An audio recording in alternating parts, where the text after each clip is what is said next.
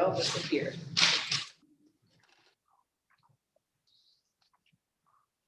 Are we good? Yes. All right. Good afternoon. Welcome to the Tuesday, October 6th, 2020 meeting of the Tompkins County Legislature.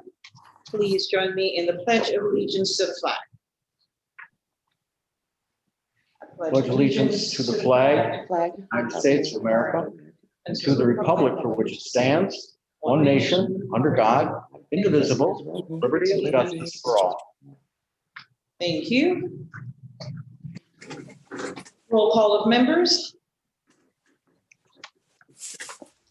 Dave McKenna, Here.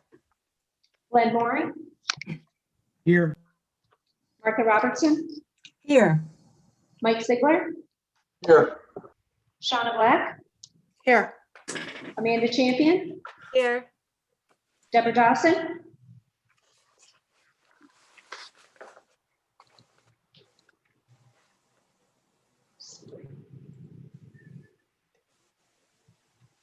Deborah Dawson, Here. Henry Granison, Here. Rich John, Here. Anna Kellis, Dan Klein, Here. Ann Foreman,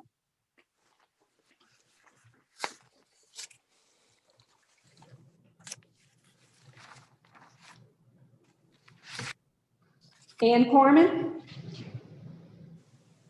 Present. Mike Lane, Here. Leslie McBean Claiborne, Present.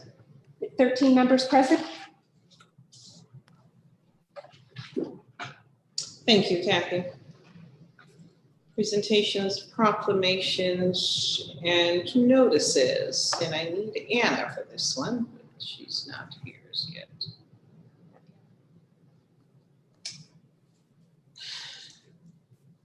All right, any communications you would have already received or they're in your mailboxes here waiting for you, legislators?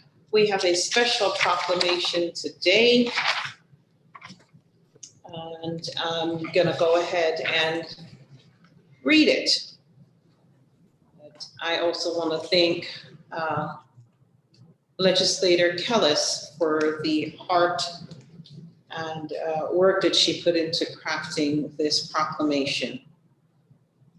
It's a proclamation paying tribute to honor the extraordinary life and legacy of Supreme Court Justice Ruth Bader Ginsburg. Whereas Ruth Bader Ginsburg, RBG, was born in 1933 in Brooklyn, New York, and graduated from James Madison High School in 1950, the day after her mother's death. And whereas Ruth won a scholarship and attended Cornell University from the age of 17, met her future husband, Martin D. Ginsburg, and graduated in 1954 as a member of the Phi Beta Kappa Honor Society with a Bachelor of Arts degree in government. And whereas in 1956, Ruth enrolled in Harvard Law School as one of 9 women in a 500-person class. And when her husband was diagnosed with a rare form of cancer, helped take care of him and their young daughter, while also helping him through his own law school classes, and still earned an editorship to the prestigious Harvard Law Review as its first female member. And Anna, are you there? Want to pick it up from whereas number 4? Yes, I can. Flipping to. Why don't you read number 4 and I will take it on from there because the document. Whereas, after transferring to Columbia Law School after her husband Martin got a position in Manhattan, she became a Kent Scholar, served in the Columbia Law Review, and graduated in 1959, tied for first in her class. And whereas, after considerable difficulty finding a job as a woman and mother due to gender-based discrimination, she served a 2-year clerkship with Judge Palmieri of the United States District Court for the Southern District of New York. And tell me when you're ready. Here. Go ahead.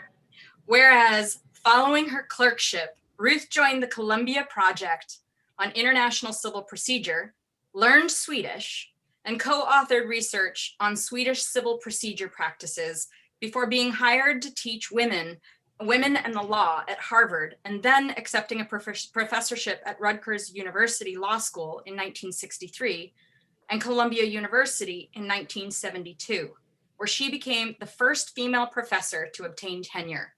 And whereas in the 1960s, Ruth began taking on sex discrimination cases for the American Civil Liberties, ACLU, and in 1972 co-founded the Women's Rights Project at the ACLU, and in 1973 became the project's general counsel. And whereas she argued 6 seminal gender equality cases between 1973 and 1976 before the Supreme Court, winning 5 of the cases and establishing a legal framework throughout the country for gender equality. And whereas in 1980, she was nominated by President Jimmy Carter and appointed to the US Court of Appeals, District of Columbia, and during a 13-year tenure, wrote over 300 opinions addressing issues of equality in education, disability rights, abortion rights, gay rights, affirmative action, and environmental pollution. And whereas in 1993, President Bill Clinton nominated Ruth to the Supreme Court of the United States, to which she was appointed by the US Senate with a vote of 96-3, inspired by her rare combination of political liberalism and judicial conservatism, and becoming the first Jewish female justice of the Supreme Court. And whereas as an example of her dedication to gender equality, during her nomination acceptance speech in 1993, she stated, quote, "This abortion is something central to a woman's life, to her dignity.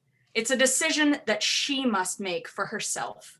And when the government controls that decision for her, she's being treated as less than a fully adult human responsible for her own choices," and remained a steadfast protector of Roe v. Wade throughout her Supreme Court tenure. And whereas Ruth continued throughout her career to support and defend gender equity with statements such as, quote, "Motherhood has been praised to the skies by the greatest praise men can give to that role, but the greatest praise men can give to that role is for them to share in doing it. That is my dream for the next generation. Now, therefore," I, Leslie McBean Claiborne, Chair of the Tompkins County Legislature and the Tompkins County Legislature in its entirety, recognize and honor Ruth Bader Ginsburg, affectionately referred to as RBG, and later in her life, the notorious RBG, not only as one of the most prominent and influential feminist voices in US history, but also as a human rights and environmental advocate and as a cultural icon who has and will continue to lift hearts and minds towards integrity, determination, tenacity, courage, and grit. Signed the 6th day of October, 2020. Honoring Ruth Bader Ginsburg. Now, we do recognize that Justice Ginsburg passed away on September 18th, 2020. A little bit ago, but this is our first legislature meeting in which we had an opportunity to honor and recognize her for the work she has done. So thank you, Anna, and anyone else who contributed to writing this proclamation in honor of her. thank you. Announcements of executive sessions, special orders of the day. I am asking for an executive session this evening. I'm looking at County Administrator, nod if that's a yes, for the purposes of discussing personnel issues regarding a specific person. Hopefully we'll get through all of it very crisply tonight. Moving on to, I'm going to reshuffle the agenda at some point because I know there are people who are waiting, but let's move on very quickly to privilege of the floor for the public. Did we get anything from public who wanted to speak with us? No, and there's no one in waiting. All right, municipal officials. I see George McGonigal. Is there anybody else here? Robert Lynch. And Robert. Okay, George McGonigal, City of Ithaca, First Ward, Alderperson. What you got for us today, George? Welcome. Hi, hello, everybody. Hello, George. Sean, I want to say how sorry I am about your dad. I'm sure he's a fine man. He had a fine daughter. Appreciate it. So from the city, I've got a few things to report. Out of 81 employees furloughed, we're down to six are still furloughed. The mayor's budget will be presented tomorrow night at Common Council meeting. It's probably going to be a rough go this year. So far in 2020, we're down about 15% in sales tax from where we were in 2019. Our parking income is down almost $1 million. Solid waste is down considerably. And we've made up for some of that with the furloughs. The furloughs have saved us about a little over $900,000 so far this year. The New York State DOT proposed West Buffalo, West Court Street couplet that we talked about last time. Public comment was received by the city. It was overwhelmingly opposed to the couplet idea. It hasn't really gone any further as of yet. So I don't really have anything new to report. I'd like to thank Jason Molina for hooking me up with the individual who gave me the information about the hotel tax last month. That was very helpful to us. One bright spot in the city budget is our fees for development fees. Building construction fees is up considerably.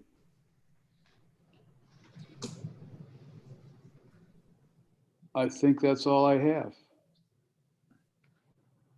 Oh, yeah, that's all I have. Thank you, George. Are there questions for George? Anna Kellis? Hi, George. How you doing? Good. Just a quick question about the procedure that will follow from here for the proposal for the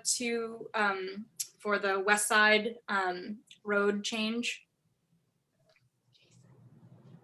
You had the public hearing, but what are the steps from here? I don't know. I think right now it's discussions between the city and DOT. Mm-hmm. And I think there hasn't been like a formal public hearing yet. I'm hoping there will be one. The input has been like by email to the to the planning department so far. So it's still in committee? Yes. Okay, thank you. Thank you. All right, let's go down the line. Rich, then Shauna, then Henry. Hi, George. Thanks for visiting with us. Hi, Rich. Do you have any sense of Common Council's position on the couplet? Because it sounds like this would, if you can't come to agreement with the DOT, you don't get your development, either City Harbor, Carpenter Park, or the DOT facility, right? I don't think it's that black and white. My understanding, the DOT is said in order to approve the changes on Route 13 in front of those developments farther north, they want this couplet. Yeah, They haven't really explained how this couplet's going to affect those intersections a mile to the north.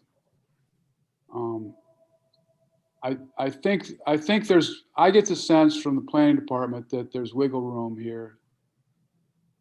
And all the cards have not been played yet. I hope, if I can state my opinion, I hope the city wiggles well then.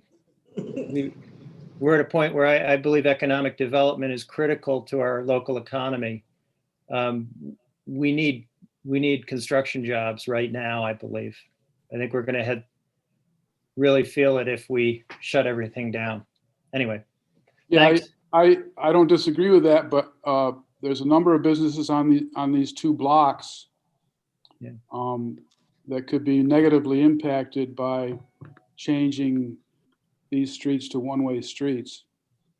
And the Court Street changes would take away all the street parking, which is pretty important on that block. There's a new 5-story building going up. There's a bagel place right there. So we don't want to damage the businesses we already have.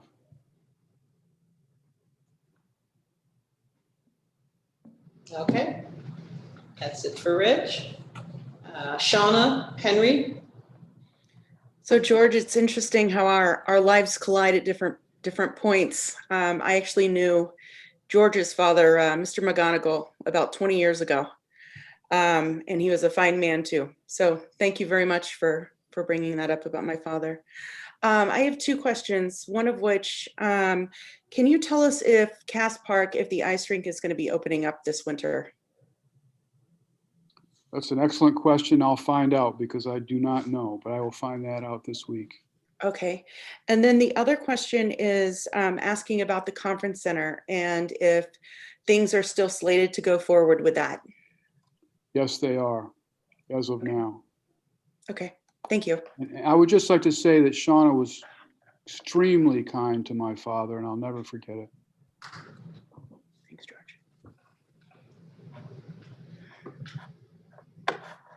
All right. Henry? Yes, hi, George.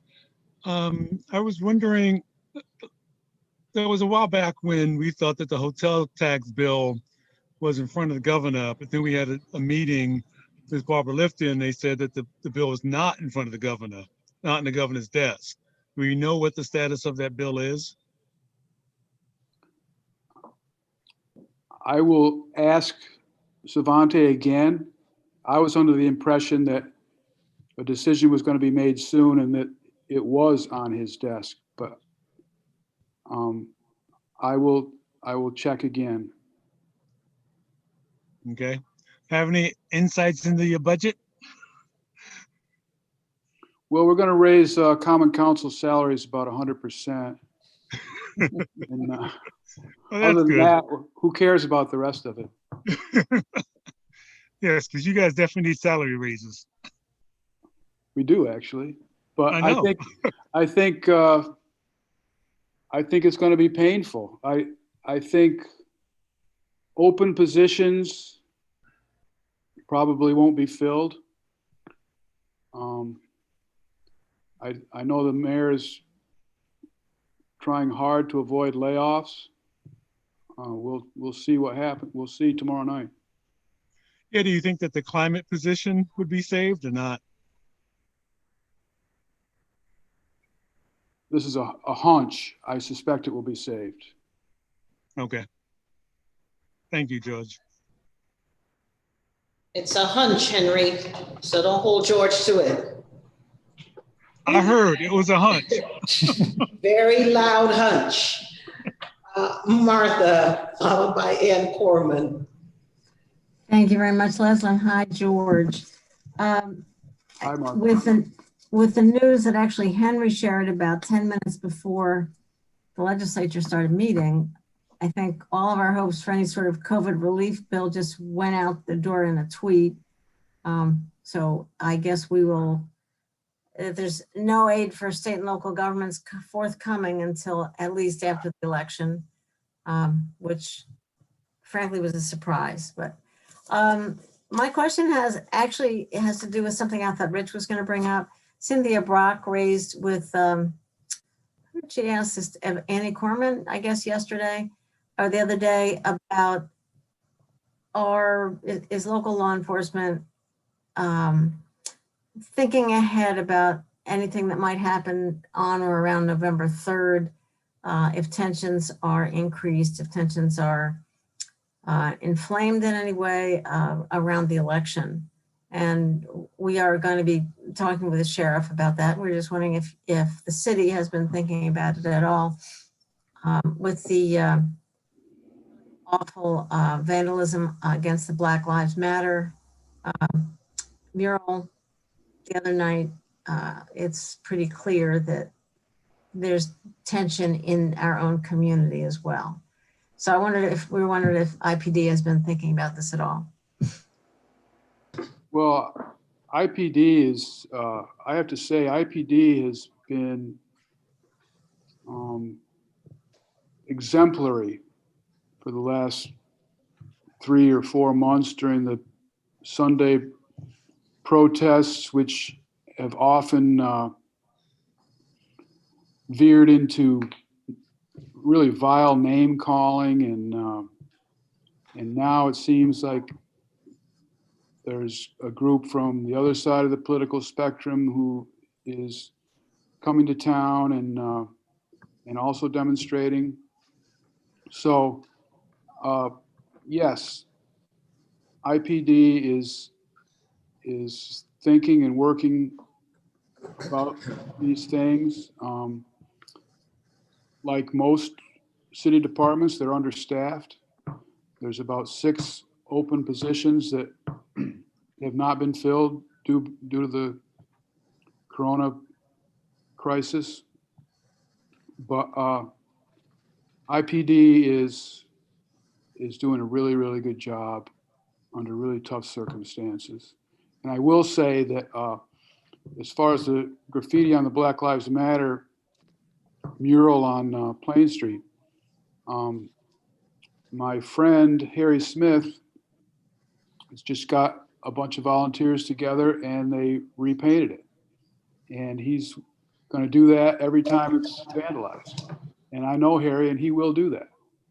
So we're not too worried about that. All right, thanks very much, George. Thank you. Ann Corman. Thank you. So George, I'm glad to hear that the mural is restored, and I'm glad the city is also talking about what to do if there's any more unrest, I guess, since it sounds like it's already started, and hopefully that wasn't about the election. It was more, sounds like it was more geared towards a social justice movement. And I also I'm glad to hear that the changing of the roads, calling it the couplet, over towards my district is on hold for now. The people in my district are not very happy if that's going to be changed into one way or one way on one road on Buffalo and then partial one way, or anyway, I know there's a couple of options. I just also want to second what Rich John said, that I also believe that construction is vital for our local economy. I also want to add the caveat that it's especially vital to our local economy when it uses local labor, which is what I'm trying to push forward at the IDA.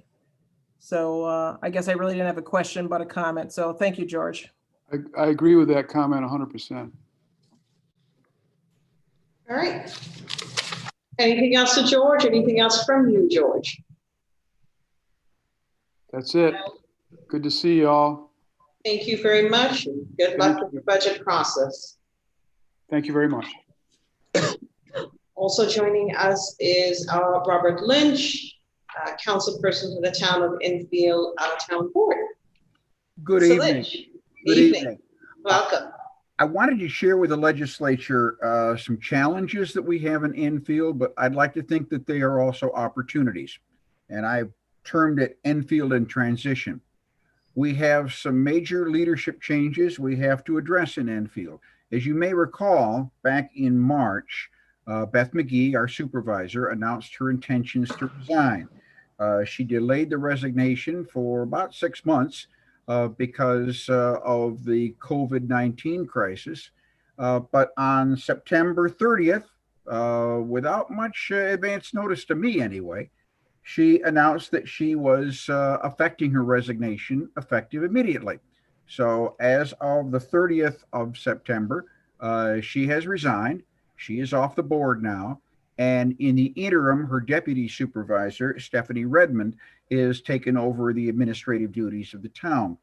On that same evening, September 30th, another council person, Mimi Mahaffey, moved to name Stephanie Redmond as, well, I would call it semi-permanent supervisor. That is filling the position, the vacancy until the election in 2021. That referendum, that vote was taken by the town board. It was a split vote, and it was halted midway through because of a legal question, whether Ms. Redmond could actually vote for herself or whether she had to recuse herself. And that would make a difference as to the majority that would be allowed for that particular office. We sought legal advice. We re-met last evening, and it was determined that she should recuse herself, and she did. So we're down to 3 people now because Beth McGee was off the board and Ms. Redmond was recused as a 5-person board. So we had to have all 3 votes in favor of Ms. Redmond to elevate her to supervisor, and we did not achieve that. It was a vote of 2 to 1. And so as a result, basically we're on hold at the present time. Ms. Redmond will continue as acting supervisor, potentially indefinitely. That sounds complicated enough, but after our meeting adjourned Monday, Mimi Mahaffey, the council person, also resigned. She tendered her resignation for personal and professional reasons. So now we're down to just 3 members on a 5-person board. So you know what? We've all got to play in the sandbox together. We've all got to vote unanimously in order to get anything passed. And we haven't decided yet how we're going to be filling Ms. Mahaffey's position. That, I mean, it's too sudden. It's less than 24 hours since that announcement was made, but we're working on it. So we are down to real short staffing on the legislative side of Enfield, but I'm sure we will resolve it one way or the other. There's some controversy involved. I won't get into that, but we do have some challenges ahead of us. Budget-wise, you're going to be envious of this. We're already finished. There was a little controversy there too.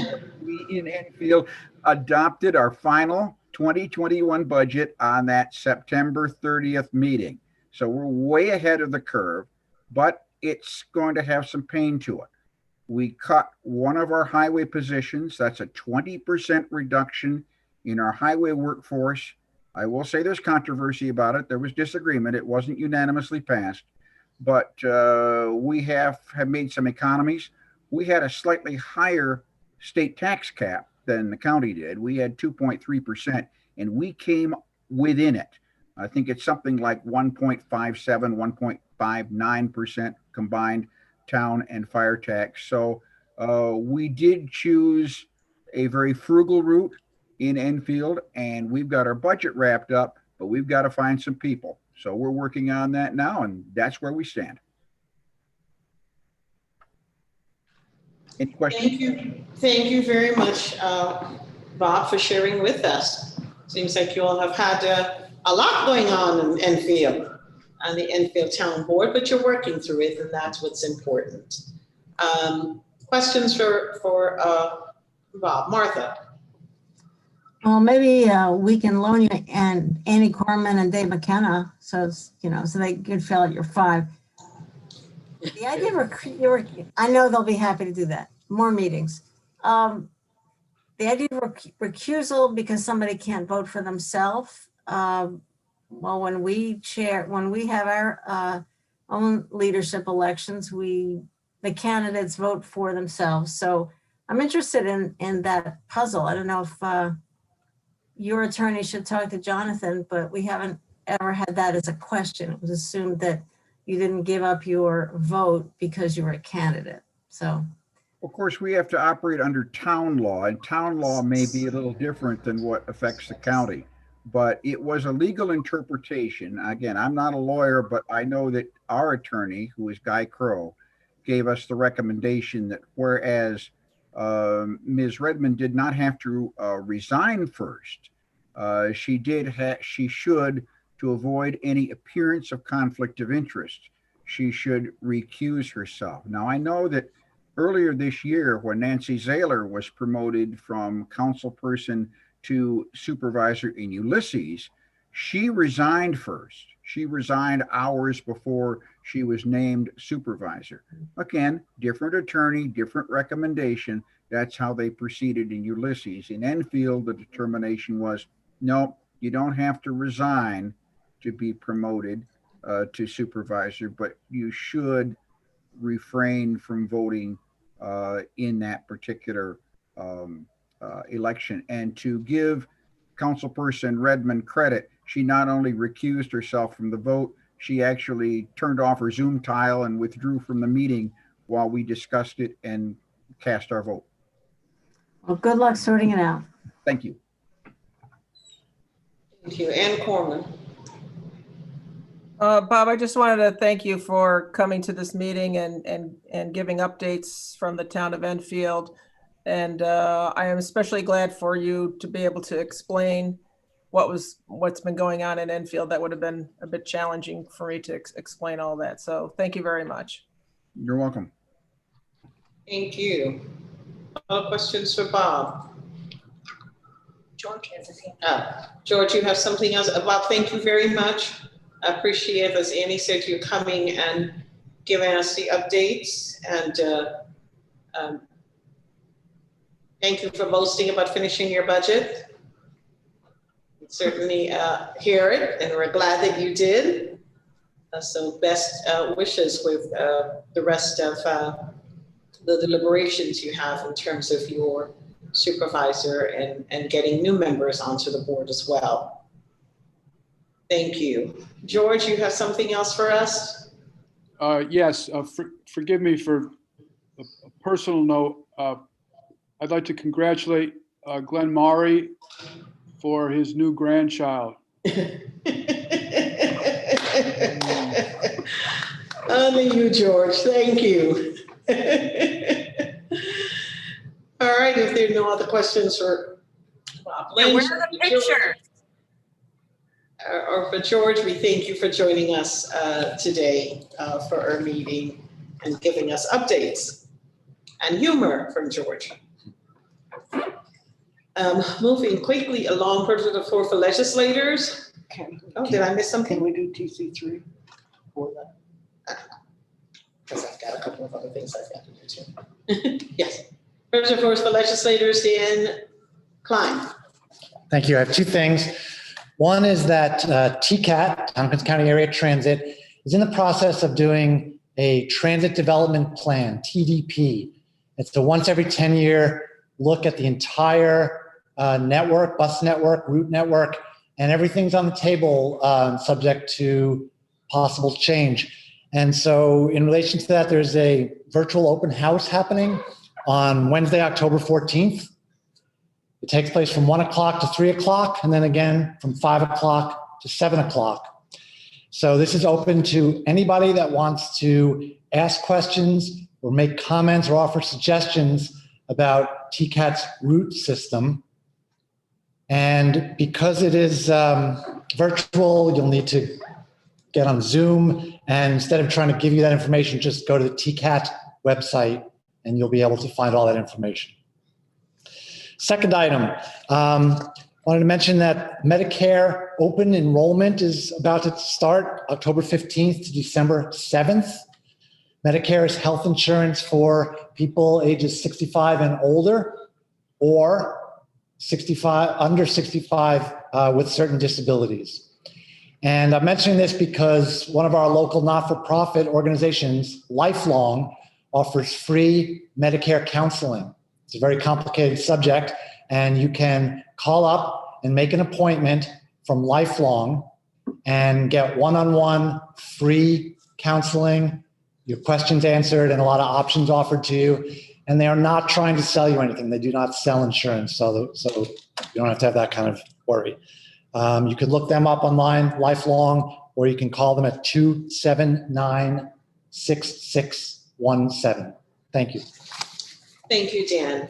Colleagues, I do want to acknowledge also that we have some guests with us. We have staff who are waiting for things as well. So I'm going to ask you all to be as crisp as you can with your privilege of the floor so we can move on to the folks who are waiting. Martha Robertson. Yeah, I wouldn't mind taking TC3, but if you want to go ahead, just real quickly, this Friday is your deadline to register to vote. And if you're doing it online or in the mail, voter registration, if it's in the mail, needs to be postmarked by this Friday in person to the Board of Elections. If you have a change of address, you've voted here previously but want to change your address, October 14th, you have another week. So just, you can look up, just Google Tompkins County vote, and you should get all the information. This Friday is the deadline. Thank you. Thank you, Martha. Anna? Yeah, just a few things really quickly. I wanted to let people know that that there is now officially a drop box at the Board of Elections, the BOE. So people can drop off their absentee ballots. They still have to be put in the affidavit envelope and signed, and then they can be dropped off at the Board of Elections at 128 East Buffalo Street. Their office is open from 8:30 a.m. to 5 p.m. on weekdays. The office will also be open from 9 a.m. to noon on Saturdays, October 24th and 31st, and will be open until 7 p.m. on October 20th, 22nd, 27th, and 29th. And it'll be open until 9 p.m. on Election Day. So people can drop it off anytime. And there are two events that I just wanted to bring up really quickly. One event is to join the Tompkins County Environmental Management Council for a program on environmental justice, and that's October 8th. And the event is on Thursday, October 8th from 7 to 8 p.m. The Tompkins County Environmental Management Council has been the county legislature's official citizen advisory board on local environmental issues, and you can go to their website to register. And the other event is a sustainability in the time of anti-racist uprising and global pandemic. And that is on October 7th, that is tomorrow, from 3 p.m. to 4:30 p.m. And that is organized by Ithaca College and Cornell Cooperative Extension, Sustainable Tompkins, and Building Bridges. And the registration can be found on any of their websites. So if anybody's interested. All right, I'm Martha and Annie, I see you, but I'm gonna take Mike Lane, and then I do want to have TC3, and I can always come back to privilege of the floor for the legislators. I hope that's okay with you all. And I just want to say that drop box at the Board of Elections is only open and usable during office hours. You can't go there at 10 o'clock at night and because you're on your way home. It's only. Thank you for that clarification. Oh, that's the list of the office hours for sure. Absolutely. Thank you. Mike Lane? I wanted to speak for a little bit about the Historical Commission, Tompkins County Historical Commission, which you folks will remember we began in 2018. Our commission is chaired by our county historian, Carol Kamen. Present members are Gerald Aking, George Boyer, Susan Curry, Susan Holland, Marsha Lynch, Joe Mariana, Rashay Richardson, Benjamin Sandberg, Simon St. Laurent, Rosemarie Tucker, John Wordis, Ray Wheaton, and myself. We have some ambitious things that we are trying to do at the commission in response to the reason that we exist. We have been, for example, spending a lot of time thinking about how we can honor the Native American presence that was in our region even before the European settlers came here, particularly the Cayuga Native American nation. And we're working on some things that we'll be announcing fairly soon, which I think will be a nice commemoration of and help people think about the fact that we reside on land that used to be occupied by a large number of Native Americans. One of the things that the commission decided to do very early on was to renew the concept of pamphlet historical books that had been done years ago by the DeWitt Historical Society, but not much had been done since then. And we are planning to do a series on historical things that are important to Tompkins County and the region. And I'm very pleased tonight to tell you that we have now published the first of the series of pamphlets. And it is this book, and it's called Explaining Tompkins, Its Growth and Government. And the authors are Carol Kamen and Joe Mariana, our former county administrator. I've read it. You're all going to have copies in your boxes. Please take a few minutes to read. It's about 70 pages long. It starts, the first section, Carol Kamen has given us a history of how geographically Tompkins County came to be as it grew and added towns, lost towns. There are wonderful maps in here that she's found for us. It's interesting reading, particularly for any of us. The second part is written by Joe Mariana, and it is the history of the development of Tompkins County government. Now, it isn't an encyclopedia, but it certainly is interesting because decade by decade explains how the growth in what was needed by the people of Tompkins County through its government moved a lot from the towns to the centralized Tompkins County services themselves. I think you'll find it interesting. I think we're very proud of this. We don't think that there's a book like this out there about county government anywhere. We think this is probably the first one that has shown the history and the development of our county government.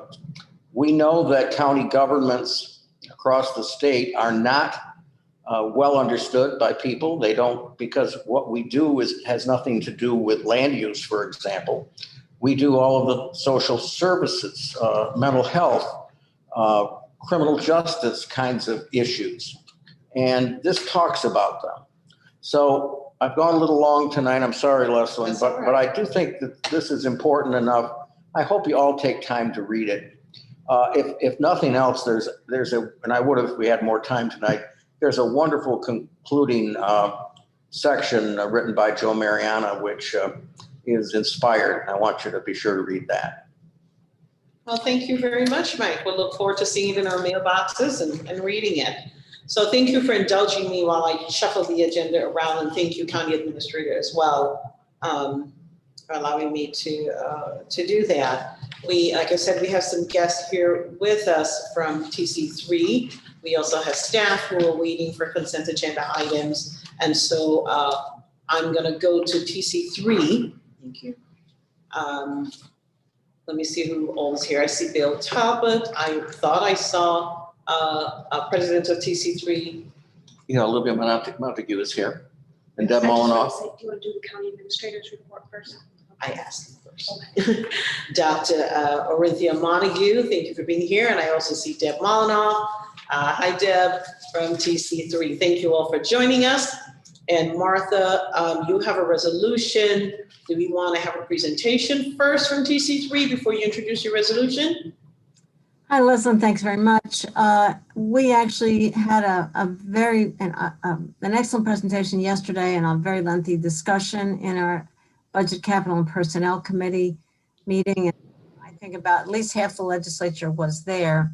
So we kind of decided we didn't, and the slides were all sent to legislators this morning. So Bill is prepared, but we didn't think it was maybe necessary to go through the whole presentation. Jason basically was going to sort of present the content of the resolution and the rationale. So I can either move to get the resolution on the floor first, or we can go right to Jason. So why don't we just go with Jason and our friends from TC3 welcome you all, and then we'll take the resolution. Okay, And we weren't expecting the full presentation that you did yesterday, but some Cliff Notes versions. So take it away, Jason, and others. Thank you, Leslie. Thank you, Martha. Just, I'll let President Montague and Mr. Talbot talk a little bit and answer any specific questions. But in summary, over the past, I believe, 2 years, we have, along with Portland County, have advanced Tompkins Cortland Community College's payments. Generally, we have advanced 2 quarters of payments in the prior year. So last year, and at the end of 2019, we advanced the first 2 quarters of 2020 in the November timeframe. And that was to assist with some cash flow challenges that the college has had as they are starting to recover financially and trying to improve their positions. COVID has hit, obviously it's hit us all hard. The city explained their challenges that it's caused them. Town of Enfield explained it. You're well aware of the challenges it caused us. I would say that I think community colleges, particularly a handful of them, have been hit particularly hard with some of the constraints from COVID, and TC3 is one of them. So we've had a fairly consistent conversation, dialogue with TC3, Bill, myself, Deb, President Montague, about their financial position. They've come to Budget, Capital, and Personnel a few times over the course of the past few months. And the last time you took action related to TC3 was to adopt their budget.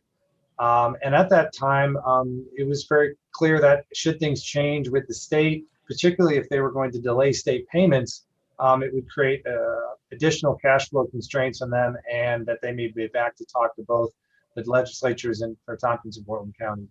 Unfortunately, that seems to be the case. And there's a series of different things that are going on at the state level, anywhere from the state delaying its September payments, state aid payments, till a later date, to likelihood of only receiving 80% of that versus the full 100%, meaning they'll be withholding or temporary withholding of 20% as we're experiencing, to issues related to TAP, which is a form of financial aid for students and what they're not providing additional students with, but what they're asking the school to provide, to a delay in the adoption of their budget, which may impact tuition rate increases that they've projected. I think that encapsulates most of it, but I'll let Bill, Deb, and President Montague explain any further. But in short, what it's created is probably one of the a worst case scenario, in that their financial, in terms of their cash flow crunch position, really is constrained by the end of this month. And what we did is we met last Tuesday. Bill reached out. Bill, Deb, and President Montague reached out, I want to say last week or Friday of the 22nd. Was able to touch base with them shortly after that. And I think last Tuesday we had a meeting. Martha was attending to the meeting. Mike Lane was. George from Cortland County, I forget George's last name. Thank you. And Cortland County Administrator was present.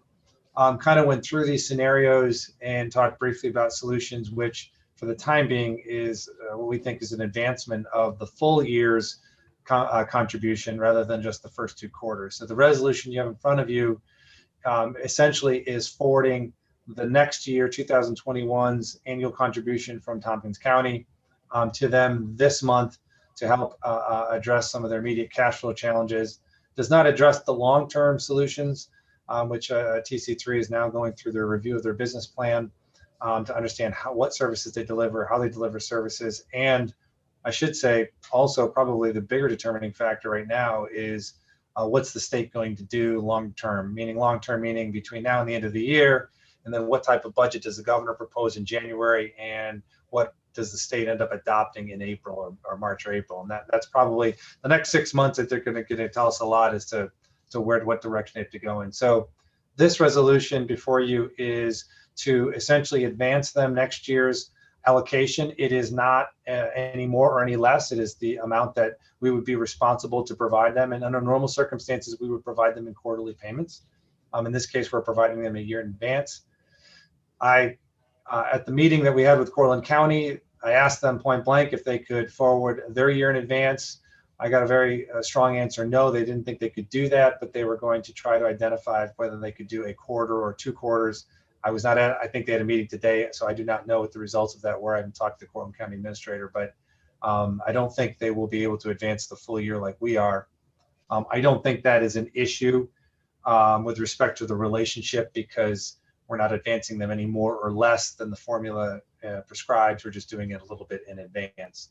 So I think that's a good overall summary of it, but I'll defer to Martha if there's anything else you'd like to add, or ask Bill or Deb or President Montague to add to. Thanks, Jason. President Montague, Bill, Deb, I'll turn it over to you.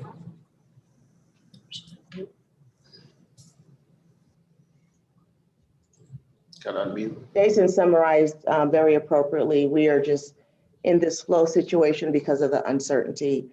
We are instructed by our SUNY system that we can't say that there's a cut. And so trying to navigate around that, waiting on the funds to come in from the state. We did meet this morning with Cortland County. I think they're going to take it back to a resolution. Bill, correct me, for at least 2 payments, what we're asking for on their October 22nd meeting. And so we did get that far with them as well. Thank you. Unless I would add that this is, we heard quite a lot of, sort of what's going on behind the scenes, and this really is unprecedented, a way of, with the uncertainty. I mean, if you know what your cuts are going to be, you can make plans, but it's sort of a double whammy where you're supposed to plan as if you're not getting cut, but then obviously you are, so the numbers just don't work.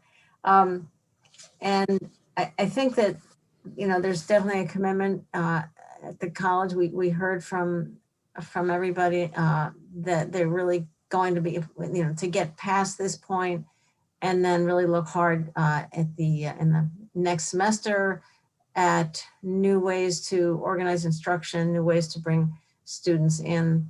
So our committee was supportive, asked a lot of important and hard questions, but then supported the resolution unanimously. Thank you. Bill, I saw you'd unmuted yourself. Were you about to say something? No, I just wanted to make sure if there was a question I didn't. You were ready? All right, Mike Lane. I just want to say that I have a lot of sympathy for not only TC3, but other financial people who are dealing with this uncertainty, as Martha put it. She's exactly right. How do you plan for these things when they won't tell you if you're going to get your money, when you're going to get your money? But please go ahead and spend it anyway, and just figure out where to get it. I mean, it's ridiculous. And an institution like TC3 has to go to the counties for help because it doesn't have a tax base to go to or other forms of income to be able to ask to raise cash, for example. So I really feel that the college is doing a wonderful job with a terrible, terrible situation and having so many pressures on it from all directions and still trying to deliver the kind of quality education that we all know TC3 does. Thank you, Mike. I definitely second those sentiments from you. Questions from legislators? All right, Martha, you want to introduce your resolution? Yes, thank you very much. It's resolution ID number 9607, authorizing 2021 payments for Tompkins Cortland Community College operating budget, and I so move. I have a second, seconded by Dave McKenna.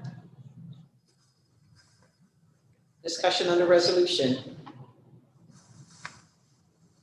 All right, let's vote. Roll call vote. Oh, sorry, Rich John. Sorry for delaying the vote. I just wanted to say this is I'd like to give ourselves a little compliment in that we have exercised careful financial planning for many years, and we are fortunate in this pandemic to have a really significant fund balance, and that's not by accident. Our finance department and our county administrators have worked for years to make sure we are careful managers of money.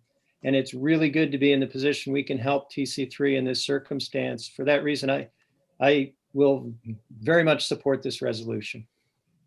And just, for the viewing and listening public, Martha, what's the total amount that we are voting on, that we've already appropriated, that we're voting on now? Right, four equal payments of $769,054, totaling $3,076,216. And it is for the quality education we get at TC3 for the wonderful work that they do. So thank you very much. Roll call vote. Dave McKenna, Yes. Glenn Moore, Yes. Martha Robertson, Yes. Mike Sigler, Yes. Shauna Black, Yes. Amanda Champion, Yes. Deborah Dawson, Yes. Henry Grandison, Yes. Rich John, Yes. Anna Kellis, Absolutely, yes. Dan Klein, Yes. Ann Corman, Absolutely. Mike Lane, Yes. Leslie McBean Claiborne, Yes, 14 ayes, 0 noes. that carries unanimously. Thank you all so very much. I know you all saw me giving you the evil eye if anybody was thinking of doing anything differently. But thank you for supporting this wonderful institution that we have in our community. And thank you, TC3, for just going through all that you're going through and still staying strong. Thank you. Thank you for your support. Thank you. Have a good rest of the meeting. Take care. Thank you. Have a great evening as well. Thanks so much. All right. I am going to jump quickly just for the first part of the county administrators.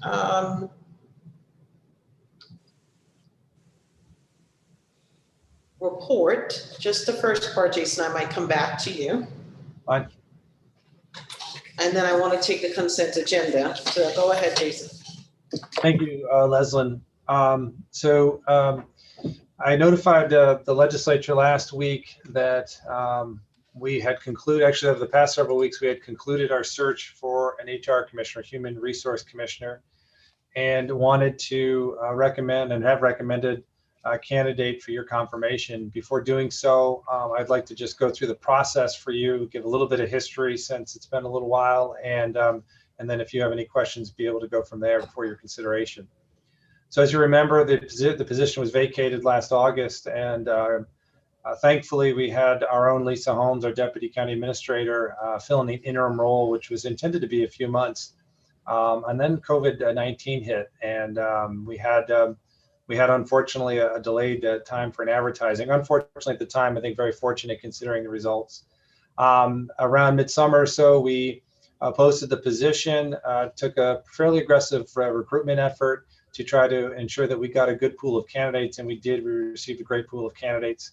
On the interview panel, I had Leslyn, had Martha, had Kit Kephart, our DSS commissioner. Lisa, of course, joined us. Jonathan Wood, our county attorney. Under Sheriff Jen Olin joined us. Doug Perrine, the White Collar Union president, joined us. Greg Potter, our ITS director, and Nick Murphy, our management fellow, has helped manage the process. I also should add that Shelley Michelle Nunn, the director of human resources for the city of Ithaca, joined us as well. Went through an exhaustive process and all agreed unanimously on a candidate. I've shared that candidate with you. Unless there are questions, I'd like to go to executive session. I'd like you to consider the candidate for confirmation. Does anybody see a need for executive session? Okay. No? Go ahead, Jason. Then I'd like to introduce to you Ruby Pulliam. Ruby is with us today on the Zoom. If you can see her, Ruby is currently in the role of Director of Personnel and Equal Opportunity Officer. She's coming from the city of Niagara Falls in Niagara County. She's held that role. It's a dual role. She's held it since 2012 and also was the Equal Employment Opportunity Officer since 2010. Prior to that, she was the Assistant Director of Equity and Campus Diversity for Buffalo State College for about 4 years. And then prior to that was an Affirmative Action Assistant. Ruby was unanimous, as I said, has unanimous support of the interview panel, comes to us with a great level of experience and background. And I think we're extremely excited to recommend her to you for your confirmation. Thank you very much, Jason. Yeah, there you are, Ruby. Ruby, would you like to say anything before I go to legislators or? No, I'd just like to thank everyone for the opportunity to become your Commissioner of Human Resources. I'm looking forward to it and excited about the challenges and the opportunities, and just look forward to working with each of you. Thank you very much and welcome. Jason, I'm a little concerned. You're poaching people from other counties. We do, you know. Watching y'all.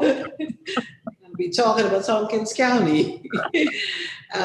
Legislators, Martha, you have your hand up? Yeah, if you wanted a motion to accept the nomination. Okay, that's what you were going to let you want to. And I'll second it. Oh, okay. Moved by Martha and seconded by Deborah. And I would also point out we stole Jason from another municipality too. So. Shh.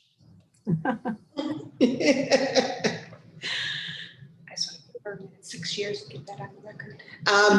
Oh, yes. And Kathy's reminding me that the record needs to show, and please correct me if I'm wrong, County Administrator Jason, that this is a 6-year appointment. That is correct. It's a termed appointment. There are a few positions, this being one of them, it's a termed appointment under civil service law. Okay. Deborah, you're raising your hand for a question? Yeah, I just wanted to extend a special welcome to Ruby because I'm a Buffalo girl. And when I was growing up, my mother worked at Buff State. So welcome aboard, Ruby. Thank you. All right, connections are being made already. I like it. So we have a motion for confirmation moved by Martha, seconded by Deb Dawson, confirming Ruby Pulliam as our next Human Resources Commissioner here in Tompkins County for a term of 6 years. Vote. Dave McKenna, Yes. Glenn Maury, Yes. Martha Robertson, Yes. Mike Ziegler, Yes. Shauna Black, Yes. Amanda Champion, Yes. Deborah Dawson, Yes.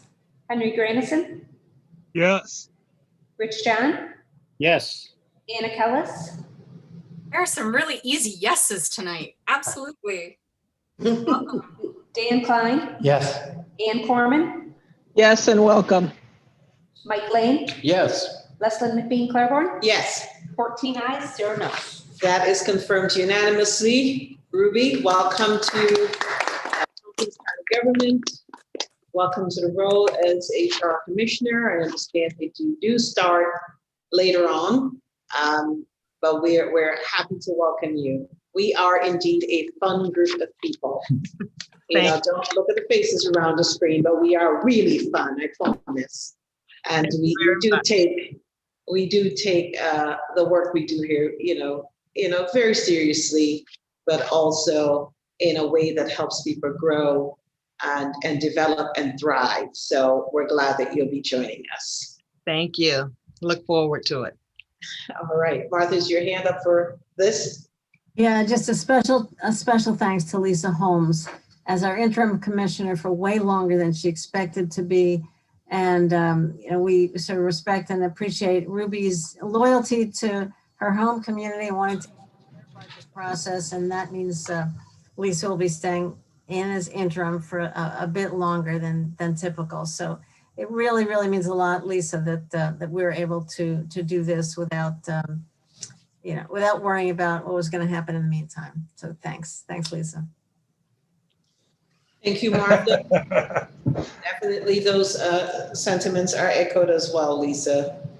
I'm sure by all of us. Yeah. Okay. I'm going to jump to the consent agenda because do we have some staff waiting here? I believe so. I can't see. No, I can't see everyone.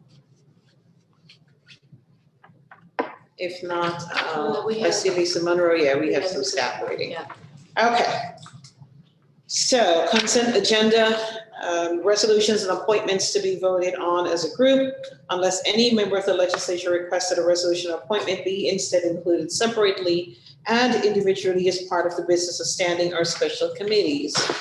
And on our consent agenda, we have an appointment of Kate Supron to the Public Information Advisory Board with a term to expire December 31st, 2022.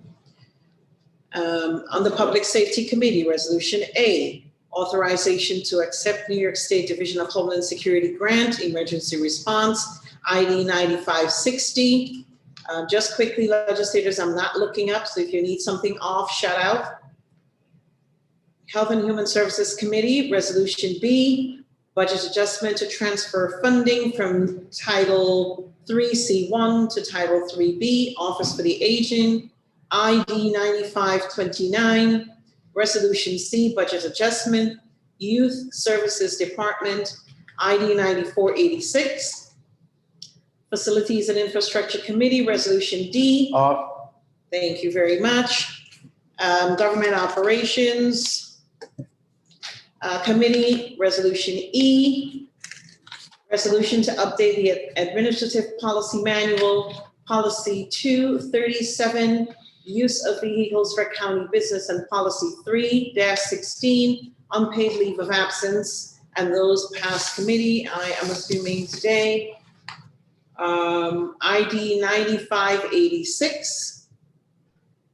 And then Resolution F, acceptance of grant, Board of Elections, ID. Sorry, that last one off. Sorry. Off. Resolution F. No, E. I'm sorry, E.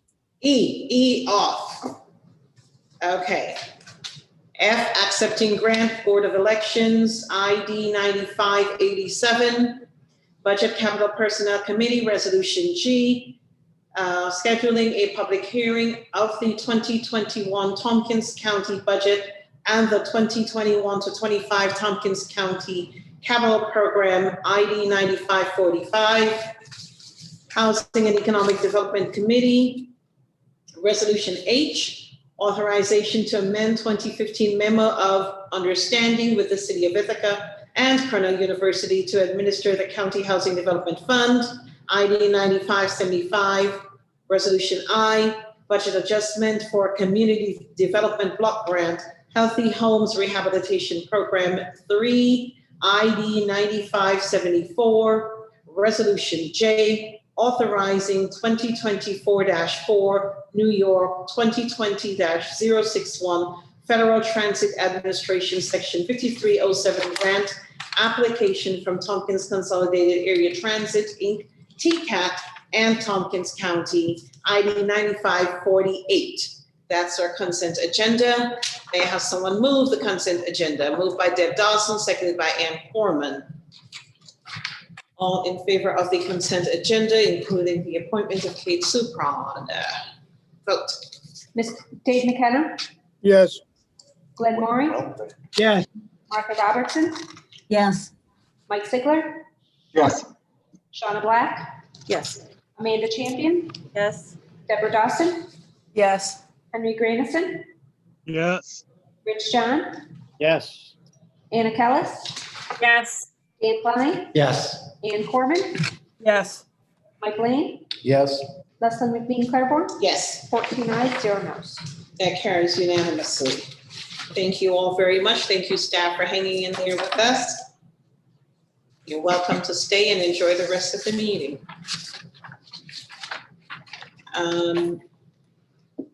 I want to go back to privilege of the floor for legislators and Corman. Thank you, Madam Chair. I wanted to just mention two things. First off, I don't think it was in the proclamation earlier regarding Ruth Bader Ginsburg, that she was also a Cornell graduate, class of 1954. Yep, it was there. It was. That was there? Okay, sorry. Must have been my cat Buttercup was bothering me then. So the other thing that I wanted to mention is a more serious, that I've gotten an email by somebody local regarding the Black Lives Matter mural and about Black Lives Matter in general.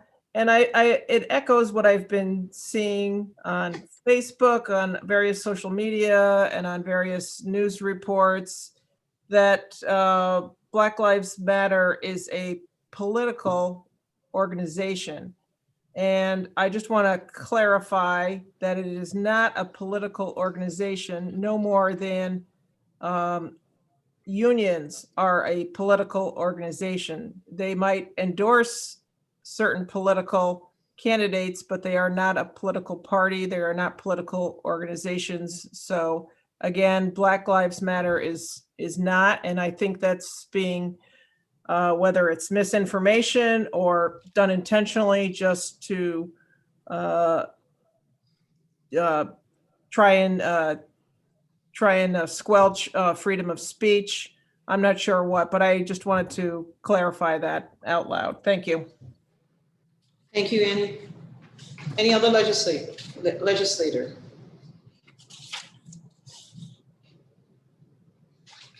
All right. I'm gonna take a moment real quickly, just on behalf of this entire legislature. There's been so much going on for all of us, and things are changing daily, some getting more intense, some lessening. And in our personal lives, we have a lot going on. So from all of us, certainly want to reach out virtually and touch our colleague, Shauna Black, who's here with us tonight. Shauna, losing a loved one is never easy.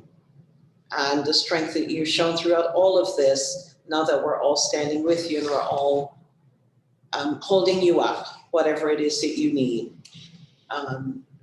Sorry for the loss of your dad on behalf of all of us here in Tompkins County. You continue to just be steadfast. You know, you called me right back and said, no, I'm gonna keep working. Although we're all trying to convince you to just take some time for yourself. So we do appreciate that and really want you to know that we all are thinking about you. Whatever it is you need to do, know that we will support you in that. And on the other side of that, on behalf of all of us, Glenn, we do want to say congratulations on the birth of your granddaughter. There's, again, so much going on in our lives, but we have these nuggets of beautiful, beautiful blessings. And we want to, as a full body, let you know that we are proud of you, Grandpappy, and we're glad to hear that the grandparents are doing okay. We wish only the best for baby Maury as she grows and develops in this world. I also want to take this moment to just recognize, just at this marker point, I don't know why it's so important, all the work that our staff have been doing throughout this pandemic. It has been hard. I know you all recognize that because it's been hard for many of us as well. You know, being in quarantine, not being able to do the things that we like to do, not being here in person with each other in chambers has been very difficult for many of us. You know, looking at each other in little boxes. But I wanted to take this particular moment because as people return to their normal duties, those who were pulled off and immediately jumped into the EOC, those who still continue to work, Dominic and Amy, and I don't want to miss anyone, so I'm going to stop naming people, but so many of them. Going back to some semblance of normalcy is itself stressful. And I want to acknowledge that and know from all of you that you will acknowledge that as well. It's like switching hats midstream, but still having one foot because COVID isn't gone, still having to be ready to respond and move with it. But the regular business of county government still has to go on. The budget still had to be developed and presented to us, and people still had to see what's happening in their programs, and folks are still calling assessment because what's going on with my assessment, and so much happening. It takes its own toll on our psyche, on our mental health. And I know that you all will join me in encouraging our staff to take the time they need to take care of themselves. Self-care is important. They're no good to doing the job, to each other, to supporting, those who are in supervisory roles, supporting their staff in growing and keeping Tompkins County strong if they're not strong. If they're battling so much. I ask for your patience as legislators because this is not easy. As someone who runs an agency and who has staff and who had all that staff furloughed and then have to come back and understand firsthand what it feels like and in some degrees the insanity that I was feeling, I cannot imagine what everyone else is feeling. And so I ask for your patience with our staff. I ask our staff and say on behalf of all of us here as legislators that we understand and we respect the work that you have been doing. We appreciate it more than you know, but we want you to take care of yourself. Frank, I especially want to lift you out and highlight you because the amount of work you have been doing as the public health director, building bridges with colleagues throughout this county, getting people to trust us with their plans and everything else. And yes, folks, so I guess you're the public health director, you get to make these decisions, but you still also have to walk that fine line. And so I do want to thank you from the bottom of my heart, and I know from our collective hearts as legislators. Yes, it's your job, but sometimes that job gets to be above and beyond what you really signed up to do. And you rose to the occasion. And Jason, I also want to highlight you because our county did not fall apart. Could have been very easily because y'all were absent. And I say absent in the sense that you weren't sitting at your desk pointing fingers, but you were someplace else pulling people together and processes and systems, new systems. And I want to thank you for that very much from all of us. And I want to encourage you and Frank to please take time that you need to do that switch thinking, to get your own mental health, aligned with everything that's going on for you, to be there for your family who were missing you, to be there for our staff who need you. It's been a heavy lift. And again, on behalf of all of us as legislators, I thank you all very, very much and know that we as legislators are here to support you, not to tear you down or add to your load, but definitely to support you because we also faced some of those things.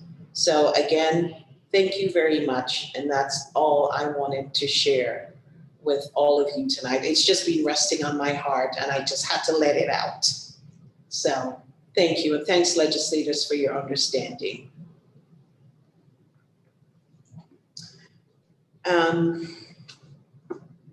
Annie, thank you for mentioning what's been going on with the Black Lives Matter movement, with the mural, with, Back to Blue that's showing up at almost the same time as the Truth and Justice rally has been happening. And there's room for everyone. And we hope that all these rallies will lead to productive conversations that will affect the kind of structural and systemic change all of us need. Because when one of us is oppressed, when one of us is not free, all of us are not free. And we need to take it seriously. So thank you all very much.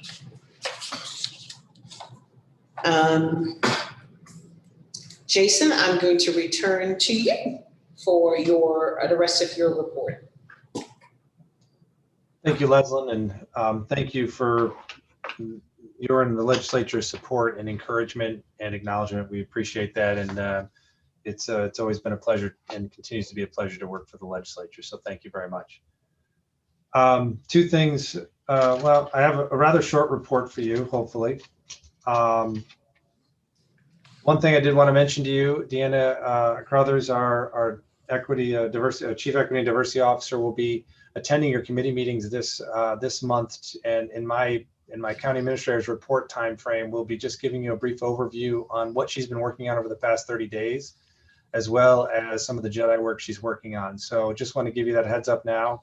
I will most likely be at most of the committee meetings. If I can't be, Amy or Lisa will fill in for me, but we're going to pass the torch over to Deanna to kind of give those committees updates as to what she's working on since she's been here now 30 days, believe it.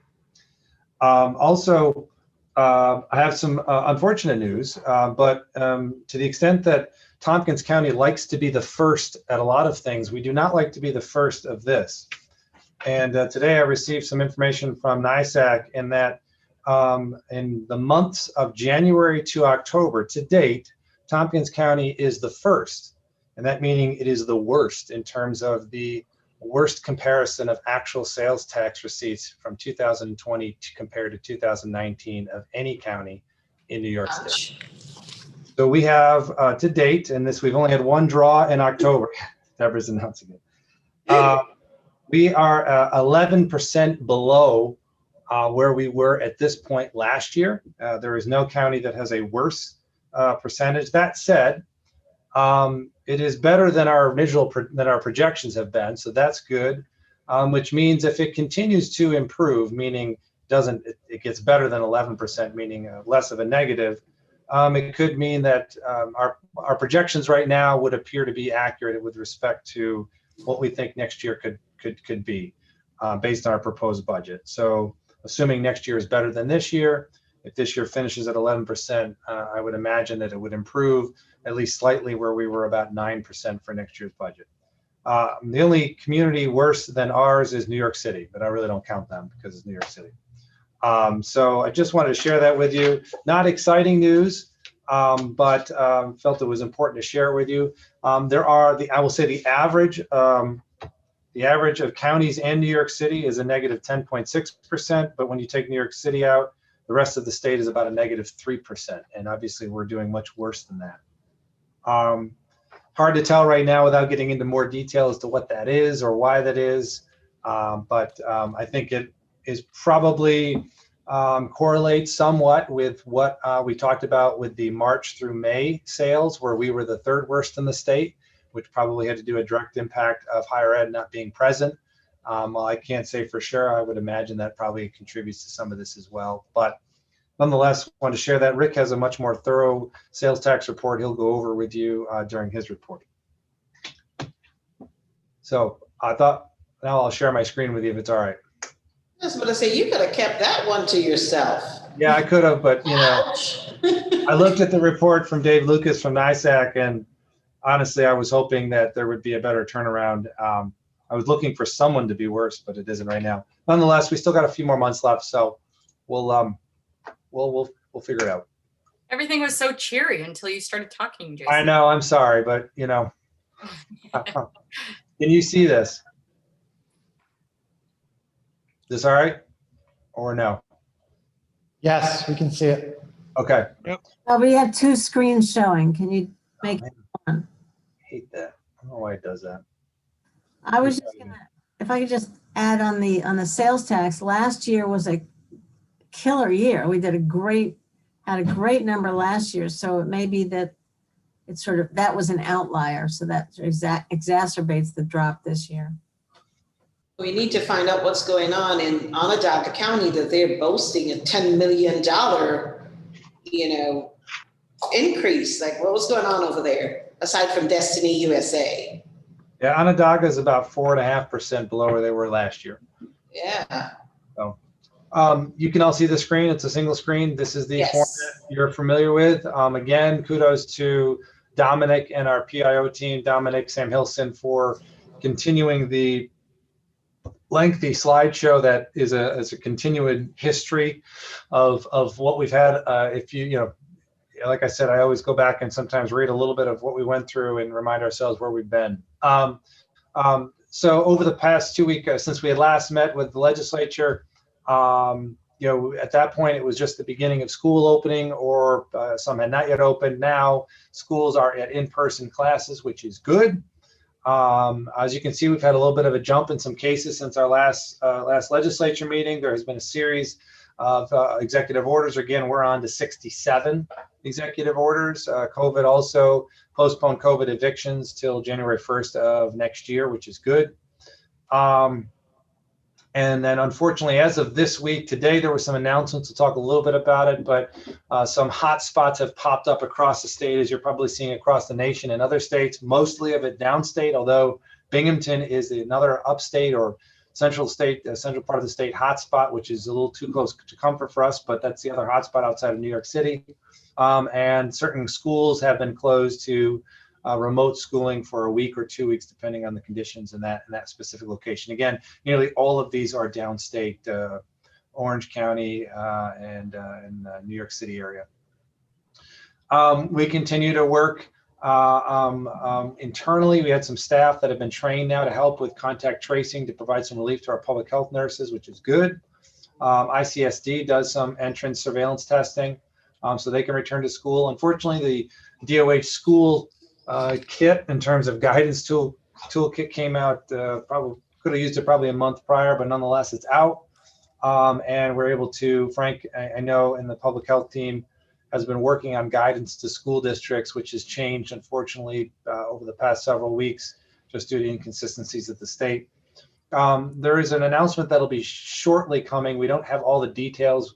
The health department did get a grant. The amount is unknown. The details are unknown as to all of everything, but it's a grant to help cover processing fees and sampling for mobile testing from Reach Medical, and to provide some PPE for that. And they have been doing some different testing for different populations, particularly some of our homeless populations. So that's positive. We will have a more formal press release when we have more formal information about it. It's been an informal acknowledgement at this point, but just wanted to make you aware of it. Communications continue to be active.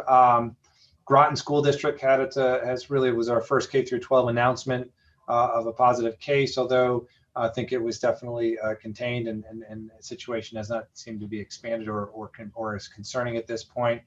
Had a good panel with the Human Rights Office. Dr. Clark also has panels set for every month this year, and we'll continue that, I think, in moving forward, at least having a guest speaker or a panel of relevant topics on a monthly basis, which is good. And then, most important to most K-12 students is that trick-or-treating guidance has been issued, and that is not going to be canceled or postponed. So we issued some good guidance. Also, I would like to share something that I think is particularly nice. This is one of our new now icons that we're going to be putting on our infographics. As you can see, that's the mask over the jack-o'-lantern. Job well done by the PIO team. Still making it fun. We're not seeing it. We're not seeing Oh, that. you're not seeing it. Oh, you can't see it because I'll show it to you when I put it down. I'll show it. I'm sorry. Some of you can see Jason, it. before you move away from that slide, what is the Just for the public, just a reminder, 20267, vehicle registration license expiration, that one, what is that? Can you say a little bit more? Oh, sure. Mask wearing's been, remote meetings extended to November 3rd. Vehicle registration expired provisions not renewed past November 3rd. So this is allowing them to not have to, probably due to the DMVs not being fully open or being appointment only, it's pretty much allowing them to lapse or not being renewed past November 3rd. That's what that was. This also is the extended of remote meetings to November 3rd. So continuing to be able to do these meetings remotely. Okay. Hold on, Jason. I see that people, just as a reminder, I see there are 2 participants raise hands, but I don't know who you are because I can't see you. So you might just have to shout out. I had a question, clarification on that. Okay. Just, I don't understand where it says provisions will not be renewed past November 3rd. Isn't it that people do, there's a grace period where people do not have to renew because the wait time is so long to get in to do the renewal? I'll ask Amy if she can chime in on that. So what it is that provision will end on November 3rd, that the grace periods will go away. They're not going to extend the executive order. So it's extended through November 3rd, but it will not be re-extended. So does it set the stage? So normally you have 30 days to do. Yeah. So as of November 3rd, will that trigger the start of the 30 days for everybody who got a grace period? I believe so, but you know what? Why don't we check with Maureen and get that back out and we can provide more information on it. But that's the idea, is it'll go back to the normal standard. So we'll double check with Maureen though to make sure that people understand that clearly, and we'll communicate that. Yeah, it might be good to put a press release out for that so people know that they have 30 days past November 3rd if they do, or if they don't, what it is that they do have. Because I know of a lot of people who are in that period where they just, the waiting line to get the registration is very long right now. Yep. Well, thanks, Amy. That would be very helpful. Is there another question? Was there another question on this slide? No. Hi, I actually have a question, Jason. I was listening to Governor Cuomo this afternoon during his press release, and he mentioned all local governments must provide the state task force with personnel to enforce. Yes. What is this? Yeah, so I'll jump to what we talked about, what the governor, so the governor had a press conference today. It was about primarily the hotspots and some of the changes they're imposing in hotspots. We are not a hotspot. We are not impacted by this, but schools K through 12 are going remote. They're doing also some K through 12 school testing. Guidance was not given on that, other than that it was going to happen. So the control room at 4:30 was just about as clear as it was at 3:30, the press conference, which was, it looks like they're going to require some type of random testing possibly, or some type of COVID testing for K through 12. It wasn't clear if it was going to be students and faculty, students only, but they're going to do some type of K through 12 testing for those specific areas. There wasn't going to be shutdown of businesses in those areas, but there definitely was going to be some constraint on occupancy. And then also places of worship were definitely going to have less occupancy. That seemed to be the big part that they were focusing on. I actually asked that specific question on our control room, concerned that they were now going to ask us to have to staff some type of enforcement detail. That's not the case. It seems to be that they're only pulling New York City. They're pulling about 400 staff from New York City's workforce to help with this. There seems like there's some more backlog information about this that we just don't know about. I will tell you that, sometimes these press conferences really hammer on the local governments for not doing their job, which I don't think is accurate in our case. I don't think it's the case in a lot of situations. So, I don't really care for that elements of the press conferences, but nonetheless, we were fairly reassured that there's not going to be an outreach to us to provide staff. One of the individuals on the call, said in a very direct way, they've redirected existing staff from departments to do contact tracing, and they still can't keep up with it. They don't have staff, and local governments don't have the resources to provide the state. So like I said, I think this has to do more with the downstate issue, to be honest with you, than with us. What's important for us is that we continue to monitor the disease. We continue to maintain prevalence being low. We continue to take proactive actions. I know, and Amy, probably Frank will talk a little bit more about it, but we're going to start doing some messaging about the hotspots around us and kind of remind people not to be complacent, and continue to be proactive in our messaging so that we don't become one of those situations. So does that answer your question? Yeah, I mean, there was one comment at one point that the governor mentioned that people are getting sick because local municipalities are not enforcing. And there would be, and of course I know that's not, pertaining to us, but he did state that there would be a $10,000 fine for counties that were not going through with enforcement per incident.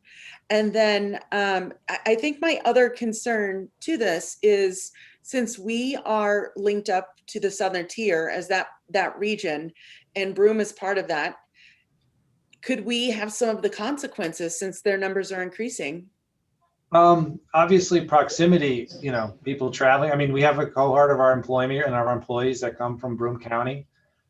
There's always that chance of it. I mean, I don't think that we're at risk of the region being, shutting down because of something that happens at this stage of the game in Binghamton. We do have employees that travel from Broome County, so obviously you always have that chance of community spread. But we are vigilant in our approach, and we continue to be proactive. And our employees and at least in the county continue to do the check-ins on a daily basis. So I think just continuing to be vigilant in our effort and our messaging is going to be important. And if things change as we monitor them, then we'll have to take action accordingly. But thankfully, we're not in that position right now. And you have one thing that's definitely different, is you have a significant amount of surveillance testing in a manageable population within your community, and that's at Cornell, which is a good thing. So we'll continue. We have a lot of surveillance testing going on a daily basis, as you'll see in the next slide or two. So I think we're doing all the right things. I'll defer really the rest of that to Amy and Frank to talk about, because they've really been in it more than I have over the past week. Great. Thank you. I had a comment on that too. It seemed that he seems to get energized when he gets to a point where he can criticize local governments. That's sort of just a general, affect in his speaking. But I think we also have to worry that Chemung County has had a big cluster related to one particular church that is sort of aggressively flouting the guidance. So, Jason, in the control room calls, that's our region plus a governor's rep, is that right? It is when it happens. I'll be honest, they've gone to 3 days a week, and sometimes they cancel them. Okay, is there any back and forth among the counties, or is it all just kind of directed to and from the governor's person? I'll let Amy answer that. Because the idea being, if a little bit of peer pressure about, hey guys, like we're all gonna be sink if you don't step up. So Martha, just so you know, they actually are down to 2 days a week. They're Tuesdays and Thursdays. But there is some back and forth. The numbers are improving. I think one of the challenges here is, again, they haven't had as much access to testing, and that's one of the things that the governor has brought in.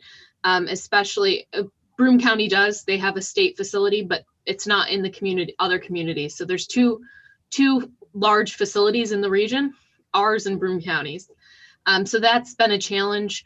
Their numbers are starting to improve, we learned today. So I think that they are. There is some communication back and forth, but a lot of it is communication to the governor's reps and getting responses there. But we have started discussing clusters in some of the control room calls. So there is some of the back and forth, and I do think they are taking responsibility and activating what they can do. They also have different ways of public health and even environmental health and enforcement. So they're just set up very different than we are. So I think there's some challenges with that as well. And Frank would obviously know more about that, but it is a very different animal in both of those communities. Okay, thanks very much. So Martha, one of the things that was very helpful at the NISAC Fall Conference County Leaders session is that there was a lot of conversation between all the counties and the county leaders about, what folks are doing. how they can support each other, who have things that are working, really well. Everything from, testing to police reform plans that people already have in place and so on and so forth. So that might be a place where some more of that conversation can happen as leaders get together for, any kind of NISAC conversations. Thanks. Mike Lane has a question. Well, just a comment. Or a comment. I just read that SUNY Cortland has now over 100 positives, so they've had to go to online for 2 weeks, online instruction. Yep. Yes. Correct. Correct. Here is just a summary again of COVID hours, earned, so to speak, or spent in terms of amount of time and energy in dollar cents in terms of pay, salary, both overtime pay, and then comp time. Comp time is not time paid out, but time valued. Just to kind of put you at the amount of effort that we've put into this so far, which I think is pretty remarkable. Also talk on here about the family medical leave FMLA time related to the incident, and then also some of our expenses to date. And we have, and I'll let Amy talk on the next slide. This is kind of so we talked about when we started doing the sampling, we would start providing some reporting out on it. So Amy, I'll turn this over to you to kind of talk a little bit more about it. Yeah, so this is some of the information on what we're capturing from the sampling site. This is, you'll see we're breaking it down week by week. The total CAHS sampling site tests, so you can see the number of tests, those that are Tompkins County only tests, so how many of the total are considered Tompkins County tests. And then it breaks down into those that are tested without symptoms or exposure. So that would be your asymptomatic people that have a reason to be there. And then when they have no sponsoring organization in their county covered expenses. So that means that they would not have symptoms, and they also do not have, it could be insurance, that could be that they don't fall into the parameters, they could be, that could be getting tested. And so that's where you guys had requested to go ahead and provided us the funding to do this. So this is on track to where we had targeted. Our estimates are pretty close to this. It does vary week to week. And it's interesting, you're already starting to see that there's quite a variance there, but this is just where we're at, and we want to continue to provide this update to you so you can see how those dollars are being used. Amy, which column are we covering? The Tompkins County only, or the no sponsoring organization? We're covering Tompkins County only. So we're covering those without symptoms and those that don't have a sponsoring organization. Now they could overlap some, but the total Tompkins County only is what we're covering. Okay, thank you. Mm-hmm. Amy? Can I ask a question? No, Henry, you go first. Oh, sorry. Okay. I was wondering, because you talked about the school round, an article last week said that they had the surveillance testing for the kids, but then for faculty and staff, they were suggesting that, oh, you just go to Tompkins County. I thought we were not allowing them to do that. I am go not as sure. Go as a unit. So we are watching that. There are some businesses that we have started to see a little bit of spike, and so we'll work with them. I was not involved with the Icsd testing. I don't know, Frank, if you have any information on that, and faculty and staff there. Yeah, the Icsd testing was designed for the students. I think on Saturday, eventually they did allow for some adults to go through because of capacity. But I'm not aware that a directive was given for them to go to the drive-through instead of Icsd sponsored testing. Certainly, if we saw that as a group, as Amy was referring to, we would talk with any district or any organization about that. Just one correction, I think, for clarification, what the county is paying for are the ones that are in the no sponsored organization, county covered. So that total, the 354, 393, 359, and 426 is what we're actually paying for. Yes. Right. The Tompkins County only is the separation by the hospital that tells us what is in county and what was out of county without symptoms of exposure, which means insurance would not pay. And then without another organization paying for them, that gives you the final total of what we are, your sponsorship is paying for. Thanks for clarifying, Frank. That's a much simpler explanation, so that helps. And what was the general estimate for us to have to pay for a month, a week? Our estimate was like between 25 and 30,000 per week. Okay. Thank you. Can you remind us what the total amount is that we set aside to do this specific surveillance testing? And how close are we to that total right now? One thing is the money you set aside is net. This is gross, meaning this is what you've been billed, this is what you've paid, and we have just started to submit reimbursement to FEMA. So I'll check, but I'm fairly certain it was about 300,000. And that was supposed to be hopefully 10 weeks of service. But what'll be important is I think we've submitted or are going to submit our first invoice to FEMA. So whatever's remaining, that 25% local share is what we're going to be burdened. That'll be the ultimate local cost to it. So ultimately only 25% of this 122 would be our local share. And right. So the amount that we've set aside could actually extend for more than 10 weeks. It could. We're probably not going to obviously have a lot of reimbursement by the time we hit 10 weeks out from September 1st. So, we're going to learn a lot over the next 4-week session, I would guess. So, this to figure out more than just this. What? A lot more than just this. Yeah. So more to come with this. Thank you. Is this going to go on our website, for example? If so, it'd be really great if this were made more clear. Yeah. We can find a way to make it clear. Yeah, like which part insurance, which column insurance pays for, which column the county allocation is covering. That'd be great. Thanks. All right, folks, we got to move on. That's all I have, Leslyn. Here's the info. There it is right there. That's the icon with the mask over the pumpkin. Oh, cute. Good job to the PIO team and Dominic for coming up, being creative with that. So, retreat. Pumpkin That's all I have. mask. Yes, Dan. I wanted to ask Frank about any progress on hiring extra nurses to help with the contact investigations that we talked about at the HHS committee last month.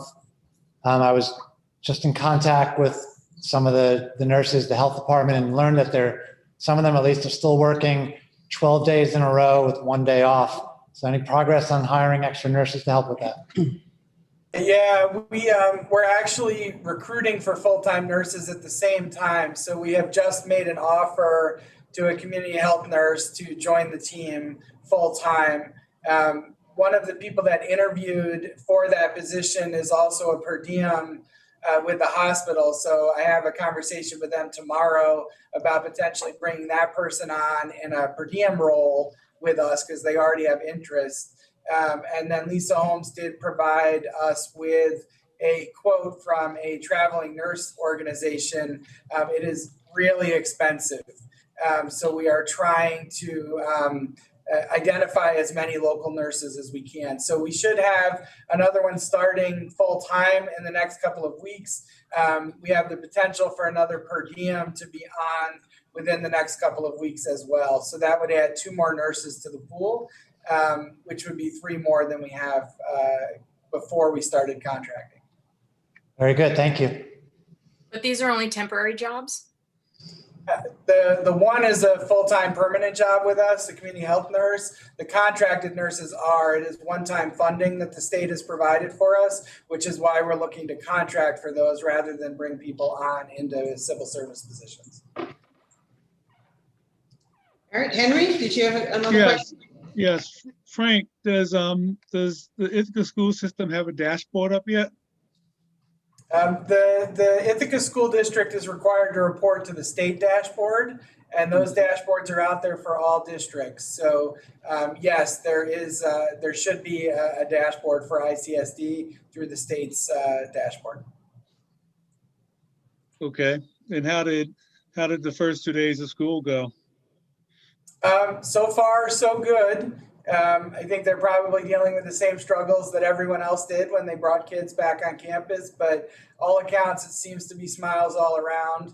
I think the children and the teachers and staff are all happy to be back. They're just working through the challenges of doing it in this new way, but so far so good. And the district's testing went very well. They tested 636 people and got 1 positive. So that's good news. It matches the prevalence that we're seeing in our community as a whole. And hopefully that energized everyone in the school district that they can get back to in-person learning as long as they follow the guidance and do it safely. And did I hear Jason say that there's new rules? Because I know before they were not testing any faculty, staff, or students. They did the surveillance testing. Are there new rules about testing for employees and staff? The only new rules are related to the hotspots, of which we are not. Okay. The guidance changes that Jason was referring to, there was obviously extensive guidance put out for opening of K through 12. And on the first go of everything, it's not perfect. So we had been working to provide some clarification for the local districts, mainly around how you return to school when symptomatic.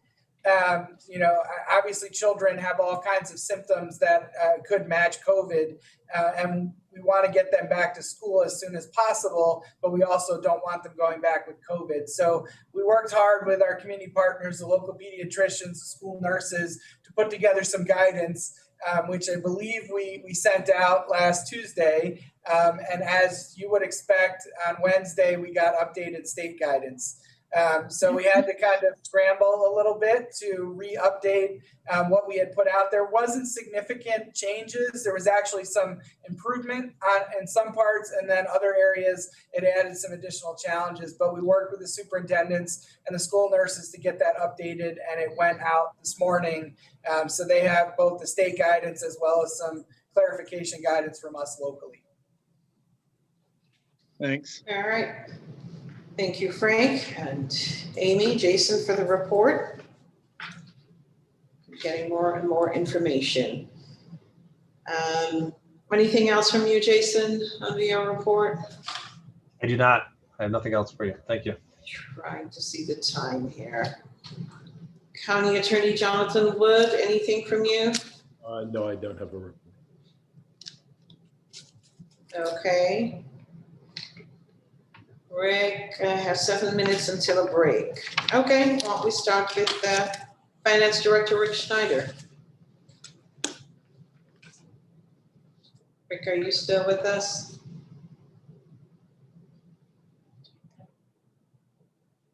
Yeah. Rick? Drew?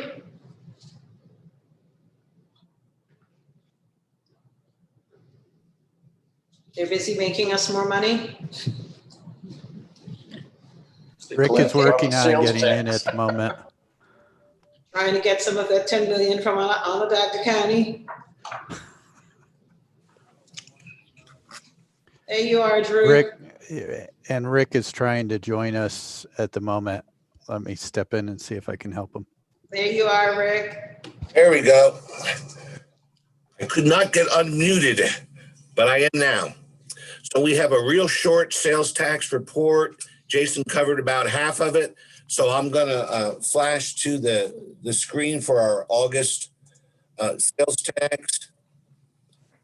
Let's see if I can get it.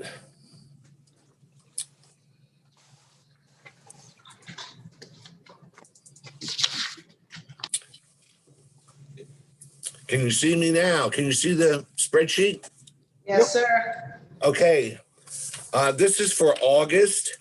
And by next meeting, we should be able to bring you September's sales tax distribution, but I wanted to share with you August. And if you look in the center section of the spreadsheet, you can see that for the month of August, we were down 12.76%. And for year to date, we're down from 21,225,000 from 24,902,000. That's a decrease of 3,676,000. So we're down 14.76% right there on the right-hand margin. Now that's a little bit improved compared to last month. We were above 15%. Each month it comes down about 1% or so over the last few months.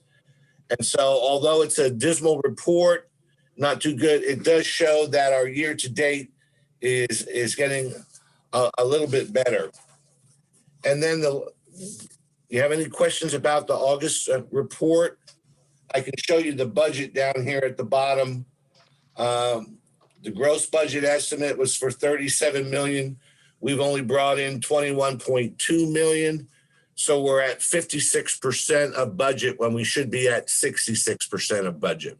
So we're about 10% down looking at it from a budget. And Rick, go ahead. This is actually July's report, or is it August report? It is August report, but as we've told you in past months, this is what the counties all call their August report, but it's from receipts generated in July. Okay. And in this last section of the report, I sent this to you by email today. It's going to be very small here. Let me swing it around. This is a report sent out by NISAC that Jason was referring to. I emailed it to you so you would have it to look at on your own. But this first set of numbers in this first column here is what they call the first draw of October, which means the check we got today or tomorrow, I hadn't checked yet, but the check we got for our in the first week of October, which will represent September sales tax. You can see Tompkins County down here was up 19%. So that first payment that came in just today is up 19% or $820,000. And what hit the news today, go up a little further here and you look at Onondaga County, you can see that they were up $10,300,000. That's what was on the news this morning.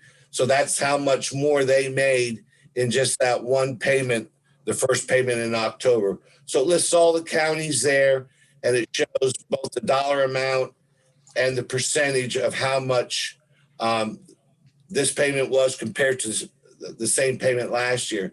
Now over here on the right hand. So wait, so we're up over last year at this time? No, that one payment, just this one payment is up that much. The first payment for October compared to the first payment in October last year. So they're just right. Okay. Finance directors across the county. They've gotten to the point to where they're looking at each payment as they come in now. We didn't have to used to do that. We used to look at it quarterly, then we started looking at it monthly. Now we're looking at every payment that comes in and comparing it to last year because of how poorly things have been the last 5 or 6 months. So you're scratching for good news. We're just scratching for something good to tell you. Okay. Then in this right-hand side over here, January through the first draw for October, NISAC has shown everything that's coming year to date, but closer than what my report just left off telling you, because that was only true up to the end of August. This shows right up through the first payment in October, and it shows what Jason was sharing with you earlier, that we're 11%. 11% for the year. And again, when you compare it to all the other counties, some are plus, some are minus. There's no one else doing any worse than us except for New York City, which is at the very top. And Westchester, And Westchester? 12.2. Oh, that's a positive. You're right. You're right. Boy, I'll sleep better tonight. Well, no, but that's a positive. That's a positive 12. Oh, that's a positive number. Yeah, no, sorry. I was trying to help you out, Rick. Yeah. Rick, I'm sorry. I thought you just said we were down 14.76 year to date. Now you're saying it's 11? 14 is for August to August. This is January to October. So you're missing September and the first half of it. Yeah. So So 12. Okay. August. So to what I August. just brought to you earlier was, to the end of August. Report from NISAC today, they've got actually like 1.5 months more data. Wait. So August to August, we're down 14.76. True. August, we're down 11. October to October, you're down 11 right now. True. Okay. How do they get data so much faster than we do? They got connections. They work closely with the state, and they have links and partnerships with them to try to get data, and then they move it out to the county administrators, budget directors, and treasurers after they do summaries like this. And it's pretty nice to be able to get the information. They get the information before we even get to check sometimes. Interesting. So All right. that's all I have for tonight, unless there's any more questions. Thank you, Rick. All right, thank you. Rich, go ahead. I'm trying to draw some positive conclusion from this. And certainly we don't like being the leader in negative sales tax. But is this telling us that other counties in the state aren't in as dire situation as we might have expected? And overall, if the state is going to do okay, county by county, that is good for us, right? Yeah. So one thing that we're learning across the administrator group. So let me start first with your glimpse of positive news. Obviously, if August was 14.7% behind last year and the first payment in October is 11, one would suggest that September did really good, right?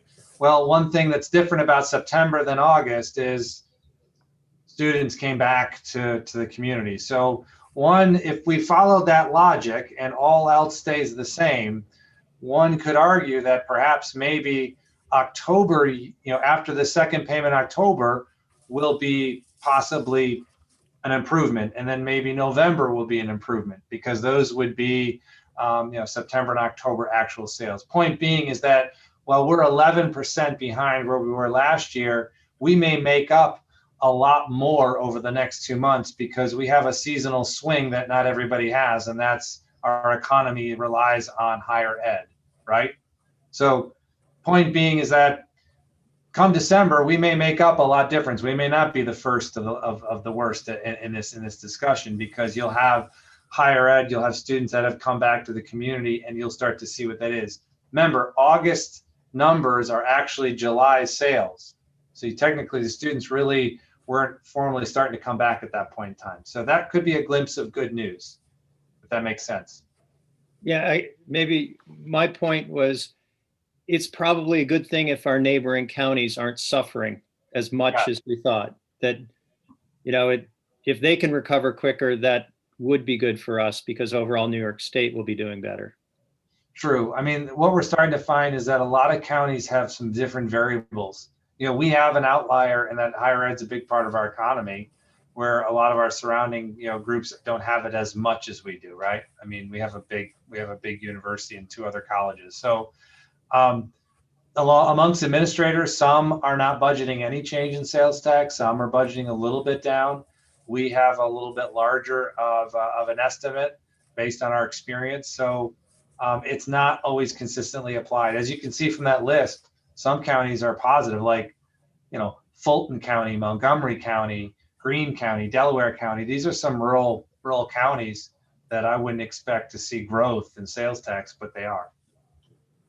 I don't know what their story is or why, but it definitely shows a gamut. I mean, the swing is 11% decrease for us, where at Westchester is like a 12% growth. Well, we are going to stay as positive as we can, that it's going to trend in the right direction. Martha, you get the last comment on it. Yeah, we also have, we're going to have a bigger than usual gap in the middle of the winter when students leave mid-November for Thanksgiving and not coming back till what do we think, February, mid-February? And, you know, I kind of raised this in another meeting because we also, a lot of Cornell employees are actually go on unemployment during the winter break. This year's winter break is going to be longer as well. So there may be sort of an extra month of that kind of downtime in the middle of the winter. Could be. All right. Thank you much. Thank you very much, Rick. Thank you, Drew. Thank you, Jason. Thank you. We're going to take a quick break at 7:36. Let's be back at 7:45 and take up our standing committees. Thank you all.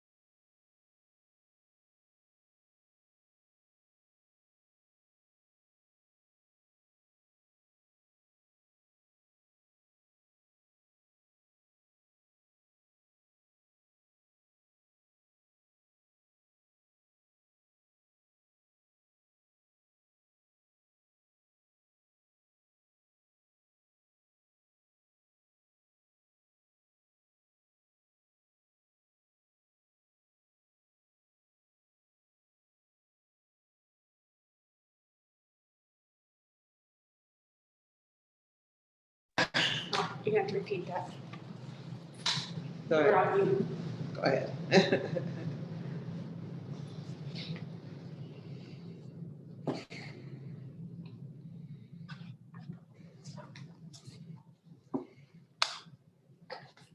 Do I have a quorum back? Let's see. 1, 2, 3, 4, 5, 6, 7, 8. Okay, I have a quorum. We'll get started.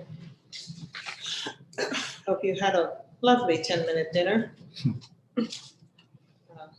Welcome back. We're going to whip through these standing committee reports and resolutions very quickly, starting with Downtown Facilities Committee. Dave McKenna, Chair. Thank you, Leslie. Downtown Facilities has not met. However, we will be meeting this Thursday at 3 o'clock via Zoom. Woohoo! Fantastic. Thank you, Dave. Public Safety Committee. Rich John, Chair.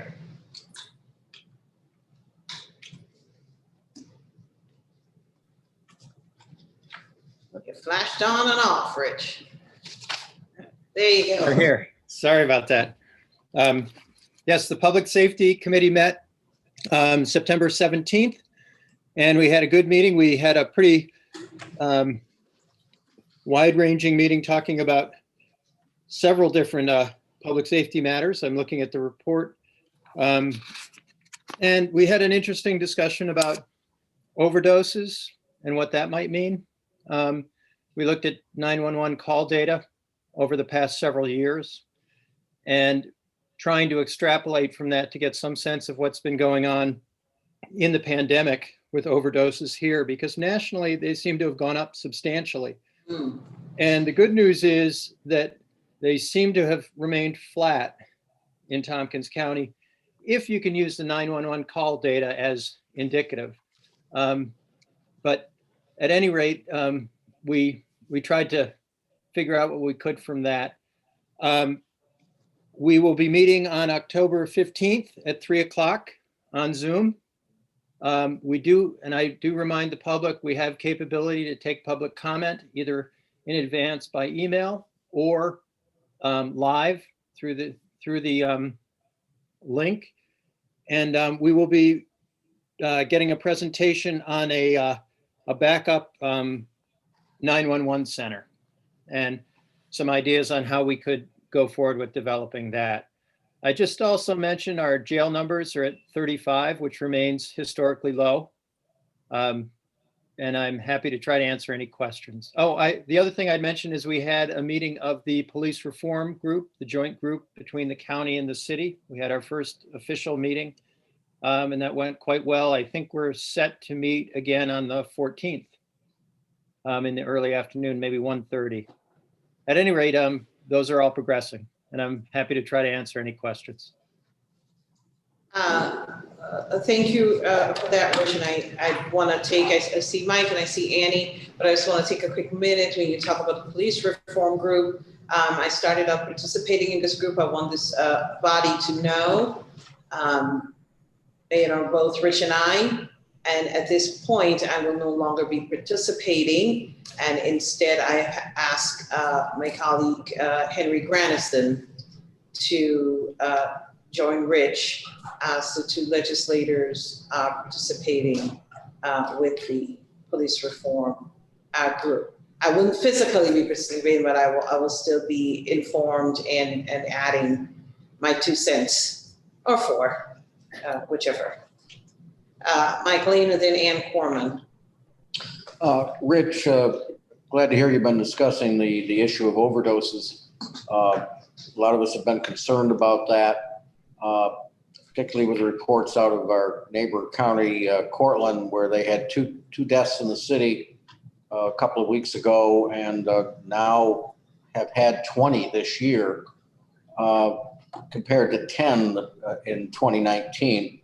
I was glad to communicate with Frank Krupa, who said basically what you have told us tonight, that ours seems to be level. But I'm wondering about the 911 calls. I know Cortland gets statistics also from their coroners. So something I hope we're keeping a sharp eye on. We're trying to, as you might imagine, it's hard to know if you're really getting accurate information, because so much of this is just not reported. Fortunately, the recovery drug Narcan that is given to people who are overdosing is pretty widely dispersed in our county. So it's possible that people are getting it and it's never reported, but that's okay. I mean, we're keeping people alive. The one thing I'd mention is that, the numbers seem to be in the 26, 25. What's up, Buttercup? 24 range. I see we're hearing from Buttercup. That's a legislator's cat, I believe. Anyway, the numbers have been pretty stable since about 2016, and relatively low compared to what some of our neighboring counties are experiencing, but they're not really going down. And this is something we probably should be trying to figure out. Is there any way we could actually drive improvement here rather than just maintaining where we're at? So there's a lot to think about. Indeed. Thank you. Ann Corman and then Anna Kellis, and let's move on. Thank you, Madam Chair. Rich, Buttercup wanted me, I wanted to bring up that, wondering if you could talk about at the next public safety meeting about things that were brought up at the city as regarding possible unrest around the election. We certainly can talk about that, and I think it's important that we do. We've been really fortunate in our community that we've had a lot of civic engagement, a lot of protesting, and it has been really pretty responsible so far. And I'd also say it's been responsible from the standpoint of wearing masks and maintaining distance, that we have not seen outbreaks related to protests. And I really hope that continues. There's plenty of anxiety in our community, and certainly there is an election coming up, if anybody hasn't realized that. It is on people's minds, and some people are very upset about it. So I agree, we need to be really careful, and we should all be trying to send the message that, in a democratic system, words are fine. Just, we need to be careful, that we keep it to words. Thank you very much. We will raise that, Buttercup. Yeah. Thank you. Anna Kellis. I love that we have a mascot and a cat for the community of legislators. Thank you, Annie. Rich, question, in the conversations that are happening, one of the things that we've noticed about the jail population that we haven't necessarily wrapped our brains fully around. I think I understand that Dave Sanders was looking into this in the work that he was doing with CJATI, specifically about the fact that although 4 to 5% of the population is Black, about 24 to 25% of the jail population is Black, and I wanted to know if that was a conversation that was happening with this group, specifically about getting to the bottom of that, understanding it, doing training related to why that might be the case. Yeah, certainly if you look at our data on our criminal justice system, we are doing very, very well compared to other counties all over the country. I would say we are probably one of the best in the country in terms of jail population per 100,000 people. However, you're absolutely right that the percentage of people in our jail doesn't track directly to the makeup of the population. So people of color there's more people in the jail as a percentage than you see in the general population. And I have said at the police reform group that it's important to look at police reform. However, the focus on police is one aspect of a criminal justice system. It's the visible part that most people see, but the police don't put people in jail. You've got legislators, if I can take a little bit more time here, you've got legislators that make laws. What laws are we making? And what are we emphasizing? What are we telling the police are the important laws to enforce? Then the police, where do they patrol? How do they make arrests? What kind of defense attorney system do we have? What kind of prosecution system do we have? And then what are the judges doing? You know, and where are our diversionary alternatives coming into play? I think we want to look at all of that, that if we really want to make lasting, meaningful change in the context of police reform, I believe it has to be in the context of the whole system. That's a much more complicated, heavy lift, but I think we'll get lasting value if we at least make that attempt. Yeah, and I really appreciate that you noted that. I just wanted to add that, you know, what has been called for and what, you know, is found in the science is that, you know, public health is a real big player, and poverty is a big player, you know, so even outside of the criminal justice system, understanding how structural racism and poverty really also plays into that, and that the solutions with respect to whatever this team, this collective collaborative comes up with, bringing in the understanding of the systemic across the board in education, job access, you name it, is also part of the factor because of the relationship between poverty and criminality. You know, so it's even bigger than that. And I would love to hear sort of some thoughts from the group and recommendations from the group that address the public health perspective. I agree with that. It's all connected and it's all complicated and hard. Yes, and Anna, I can say that meetings I've been on, they've also talked about those issues. They talked about the mental health issues, the poverty issues, talked about many of the other issues they'll be dealing with. That's great. Thank you, Henry and Rich. I appreciate all your work on this. Yeah. And of course, none of this is new. It has been structural, it has been systemic. We've been talking about the same issues, and we hope that in this day and age that we'll stop talking about it and really come up with some good solutions and movements towards dismantling those structures and systems, because they're all interrelated, and most, if not all of them, under the big ugly umbrella called systemic racism. Henry. Yes, Rich, I wanted to also talk about the sheriff's office and their weekends patrolling, that they're no longer going to be doing that. And maybe if Amy's on the call, whether she has information about this past weekend where the police did not do overtime shifts. I believe they're covering it in their normal. Oh, there's Amy. Go ahead. Rich had it. He knows what's going on here. They are covering it as they are able to. You know, obviously with all policing, we have a limited staff size, and sometimes that they have to figure out where they can respond and how they can respond. I don't know what this weekend looks like. I'll get that to you probably tomorrow. As Leslyn encouraged some staff have taken some time away. And so I have not gotten my report, but I know John is back tomorrow, so I'll be able to get that information and provide it. We had seen a couple weeks where it's been decreasing, so I'm hopeful. Usually if it's a huge increase, I get some kind of message throughout the weekend, and I did not get that. So I'm guessing it was still low this weekend. Yeah, but Halloween's coming up. Thank you, Amy, and I'm glad that you are taking care of yourselves, because that information is not going to make the county fall apart if we don't get it by tomorrow. Thank you. Thank you, Rich. Anything else for public safety? No? Okay, okay. Moving on. Health and Human Services Committee, Shauna Black, Chair. Thank you very much. We had our meeting Monday, September 21st at 1 p.m.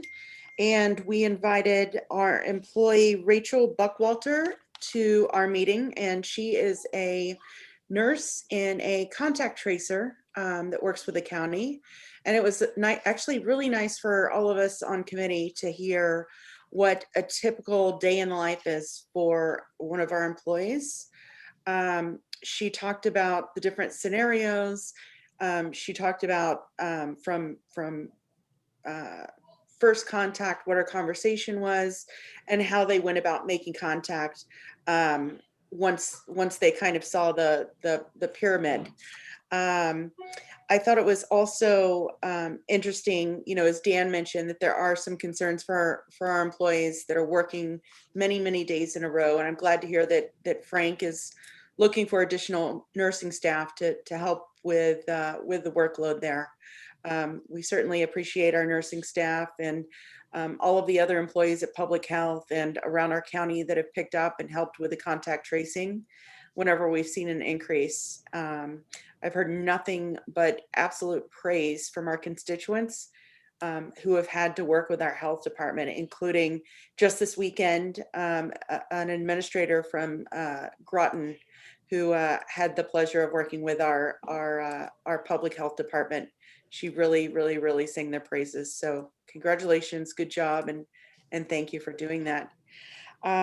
We also talked a little bit about the school age criteria for kids that are returning back to school in person, and how right now the criteria are so strict that even a kid that just has a runny nose or just a cough, they're being sent home, and it's really hard, even with a doctor's note, to enter back into school, even if it's just like a regular cold or allergies. Let's see here. We also passed 2 resolutions which were on consent agenda, and our next meeting will be the 3rd Monday in October.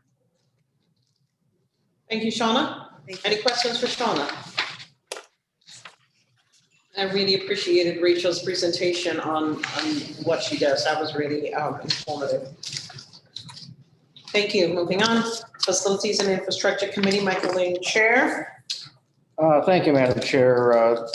We haven't met since our last legislature meeting. We will meet again on Thursday, October 15th at 9 o'clock. I pulled off the agenda, consent agenda, resolution D. I'd like to, because there was one correction and there'd been some questions raised about it, but I've got some information I wanted to relate to everybody. All right, so do you want to move it? I'll move it. Why don't I do that? Authorization to execute supplemental funding agreement with New York State Department of Transportation, Ludlowville Road, County Road 159, bridge reconstruction. It's Town of Lansing, and it's the ID 9559.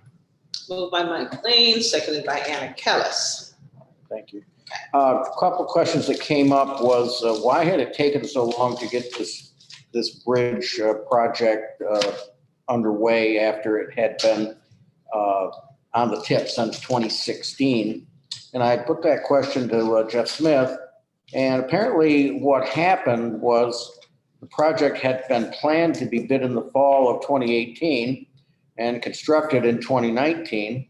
However, DOT forced the consultant to perform extra hydrological studies, which took over a year to do the work and to get the okay from DOT to advance the project. The right-of-way phase could not be started until the advanced detail plans were approved by DOT. And then with all the Bridge New York bridges being built, the consultant in this case kept on the schedule, but the sub-consultant doing the right-of-way work was very busy, and that piece took longer than normal. These factors combined to cause the delay.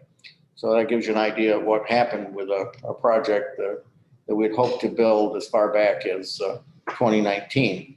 Thank you, Mike. The other question was in the memorandum that accompanied the resolution, there was a calculation error. The total project amount, which says $1,761,350, should have been $1,687,000. Apparently, the county share of $74,350 was double added into that figure. So we want everyone to be aware of that. The total county cost here,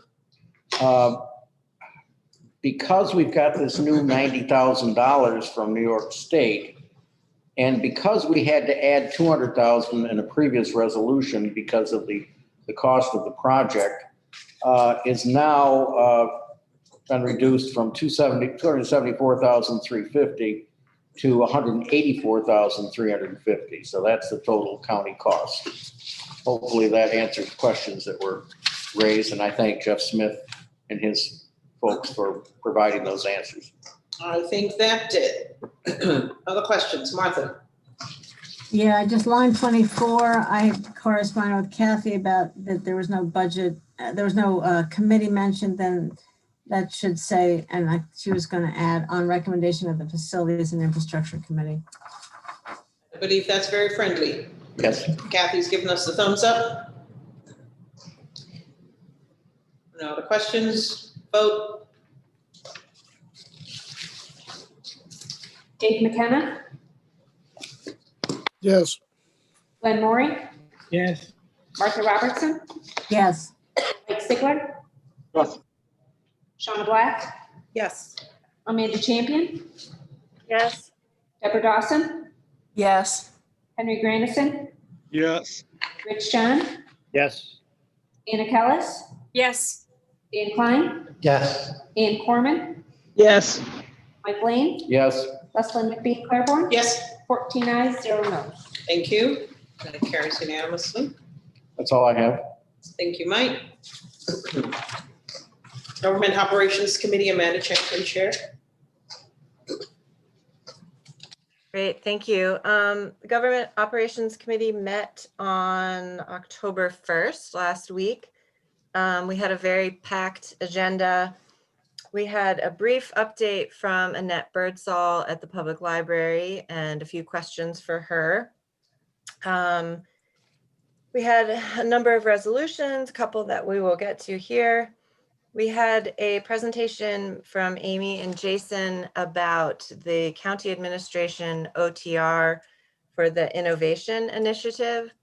So we had quite a long talk about that. I would recommend that folks go back and watch that part of the conversation. And I don't remember if their slideshow presentation was forwarded to the whole legislature. I know the committee got it, but if it wasn't, maybe Amy could send that to everybody. Let's see. We also, Dan brought to my attention that it's time for us to talk about legislator salaries for the next 4-year term, and that we really should make a decision about that before about February, because when folks here or other people want to declare that they're running for this position, it'd be really good if they have all the information and know what the salary will be. So it's kind of a hard time to talk about that. I think I've heard from a couple of folks that, we might not want to raise it at all for the first couple of years, maybe later. But anyway, we'll have a full discussion about that at our next GO meeting. So if you want to have input at the very beginning, please come to GO. Let's see. We had a very brief discussion. Mike Sigler wanted to bring up the question of whether we should ask the state to remove the state of emergency declaration. We talked about that very briefly. He might be bringing a resolution forward, so we'll wait and see about that. And Rich also brought up, and we had a very brief discussion about returning to chambers for the legislature meetings and what that could look like. As you know, we've had lots of variations of conversations on email and with Leslyn and Kathy and Greg Potter, and it's still kind of up in the air how that could work. If some folks want to be back, can we accommodate some people being in legislature in chambers and some people still being at home? So lots of topics amongst other reports and things. But we had a very good meeting. So I do have a couple resolutions. Anna pulled off resolution E about the policies, and I didn't know why, but I will. Before you go to your resolutions, I just want to see if people have questions on your report. And I know Mike Lane had his hand up. Mike Lane. And Ann, I do see you. Amanda, I'm glad that we're going to start discussion about legislative salaries. Since I've been on the legislature, that's always been determined by the end of the year before the election year. I don't know when you said February, what you were saying, but February is when people have to start petitioning, I think. So I would hope that GO will come up with a recommendation that we could act on before the end of the year. Yeah, Mike, that's the goal. I mean, I'm Right. not exactly sure when petitioning starts, but either February or March. So we want to have something in place before that. I was going to talk to you offline about it, but Mike already brought it up too. So there. Anna Kellis and then Ann Foreman. No, I was going to say the same thing, so I'll wait to move or second the resolution. Ann Foreman. Thank you, Madam Chair. Amanda, I just was wondering, you know, if Amy Hendricks is going to send out the slides regarding the innovation person. I can't remember the exact title. Got the thumbs up from Amy. Okay, but if she's sending that out, if possible, where in the meeting that starts, and send a link to that, because I attended the GO meeting and hearing about that was very useful, especially since we're going to be voting on that for the budget. I don't know, but they're thumbs up all around. Thank you. Henry. Yes, I also want to just point out that the election board chair people came to the meeting. It was at that meeting where Martha and them discussed that the lockbox would not be open 24/7. Facility said that they could not do it on the door.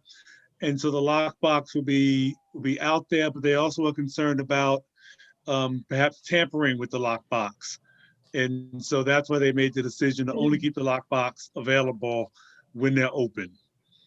And so again, it won't be 24/7, but it'll be available when the Board of Election building is open. Great, thanks, Henry. Yep. Forgot to ask Amanda, when is the next GO meeting?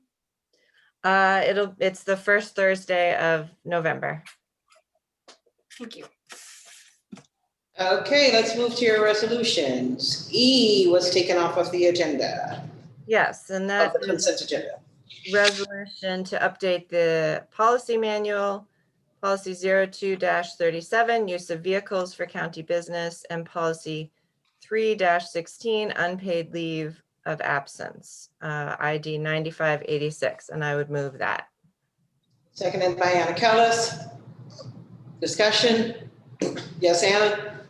I just had one small amendment that I wanted to offer. I did reach out to Lisa. It's just a small change, but it gives more flexibility to the county. On packet page 18 on the bottom, section E, there was one just typo that I'm pointing out where it says in the fourth line, the word waiver should be waive.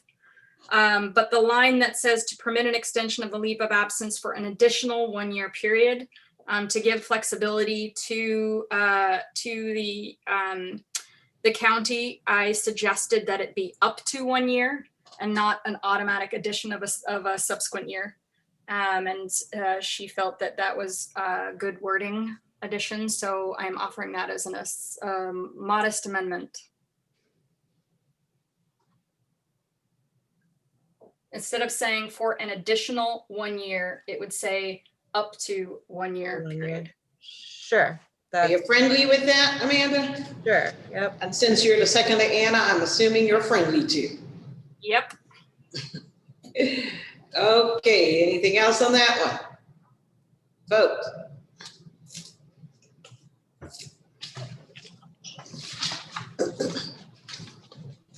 Dave McKenna, Yes. Glenn Maury, Yes. Martha Robertson, Yes. Mike Sigler, Yes. Shauna Black, Yes. Amanda Champion, Yes. Deborah Dawson, Yes. Henry Grandison, Yes. Rich John, Yes. Anna Kellis, Yes. Dan Klein, Yes. Ann Corman, Yes. Mike Lane, Yes. Leslie McBean Yeah. Claiborne. 14 ayes, 0 noes. It carries unanimously. Thank you for that. Okay, so we also have resolution K and L, and they are related. So I'll go ahead and move resolution K, determining that a portion of 1400 to 1404 Teganic Boulevard in the town of Ulysses is no longer needed for public use. ID 9538. By Amanda, may I have a second, please? Seconded by Martha.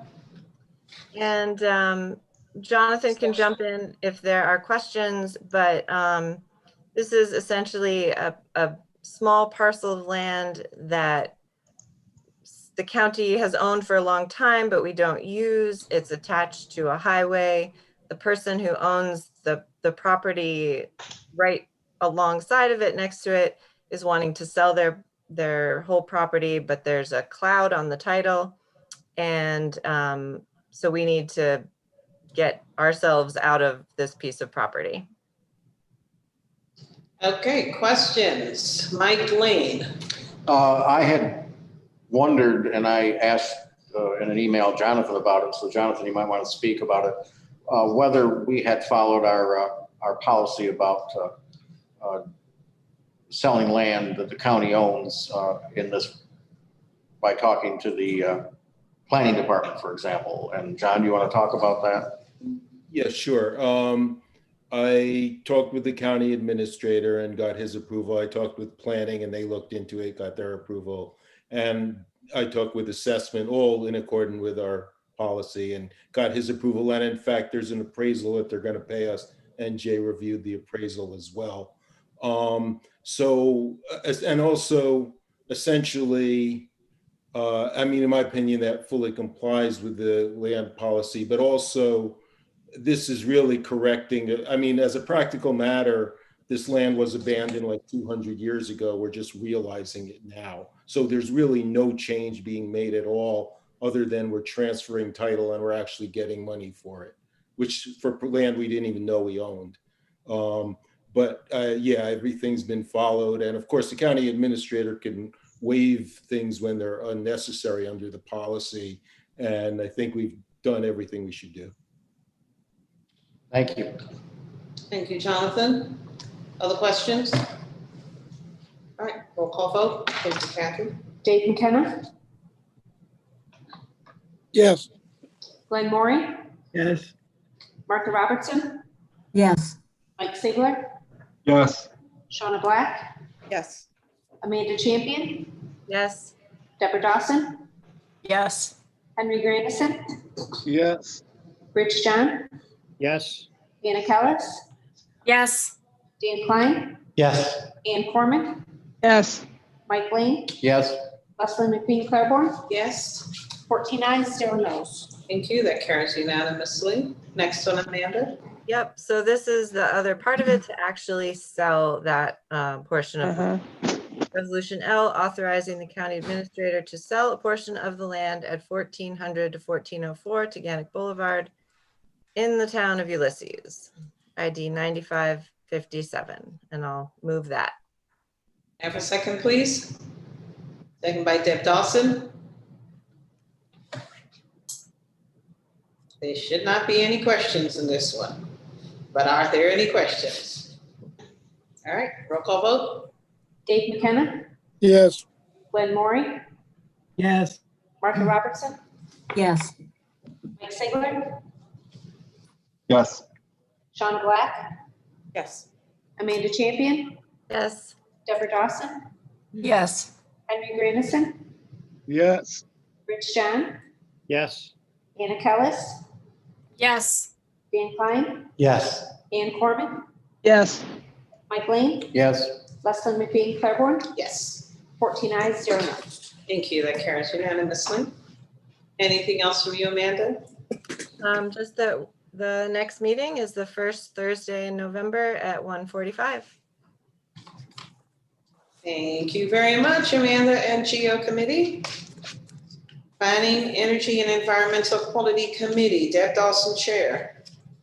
Yes, thank you, Madam Chair. We had an extensive report from Barb Ekstrom about the work she's been doing for the last year on the environmentally preferable product. Oh gosh, it's got this long fancy name. Environmental procurement. Environmentally preferable Procurement. product procurement policy. Say that even once. In any event, it's moving right along. They've been working on it for quite some time with Lisa Holmes and other staff. Barb says that they will be bringing us back a draft in October. It should pass by the end of the year. They plan to form an implementation group that will start its work in January to identify products and sourcing. And that will enable them to tell us what the price differential will be, which will vary from product to product, and the impact it'll have on our 2022 budget. We should know that by mid-2021. The other big news, of course, is that New York State's plastic bag ban is finally going to take effect. October 17th. It will be enforced by DEC, and DEC is taking a lead role in educating retailers and the public. A piece of good news is that the Tompkins County has received $6,700 so far from the 5-cent fees that are being assessed against purchased paper bags. And we will have that money to put towards the purchase and distribution of reusable bags. Barb says that we already have specifications and procurement is in process for nylon bags, which cost $3.50 a piece. And distribution will begin in November. And they're looking to work with food banks and through DSS and the health department. We also got an update from Katie Hallis on the Tompkins food system plan. That seems to be progressing at a good pace. I did want to share a couple of what to me were rather surprising and depressing statistics that Katie shared with us. 10.4% of our county residents are food insecure. That's close to 11,000 people. 15% of our children are food insecure. As a result of COVID, they've seen a 166% increase in food pantry deliveries and a 268% increase in drive-up food distributions. I mean, folks, that's huge. And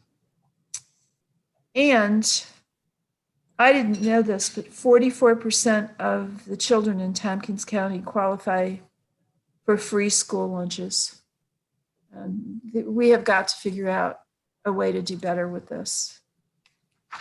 That's all I've got for the September meeting. We will be meeting again on the 4th Monday of October. Thank you. Thank you, Deborah.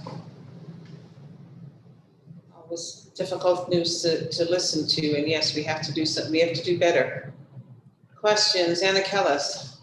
Yeah, thank you so much, Deborah, for bringing her in to present and talking about this. I just wanted to add, I did have a meeting that's the food task force, the emergency food task force that was formed beginning of this year, has continued. They're doing phenomenal work. And one of the things that they have done is create a Nourish Tompkins, and it is to parallel Nourish New York. And the reason is because all of the money in the southern tier that was gotten from Nourish New York went to dairy farms exclusively to buy dairy, not exclusively, but close to.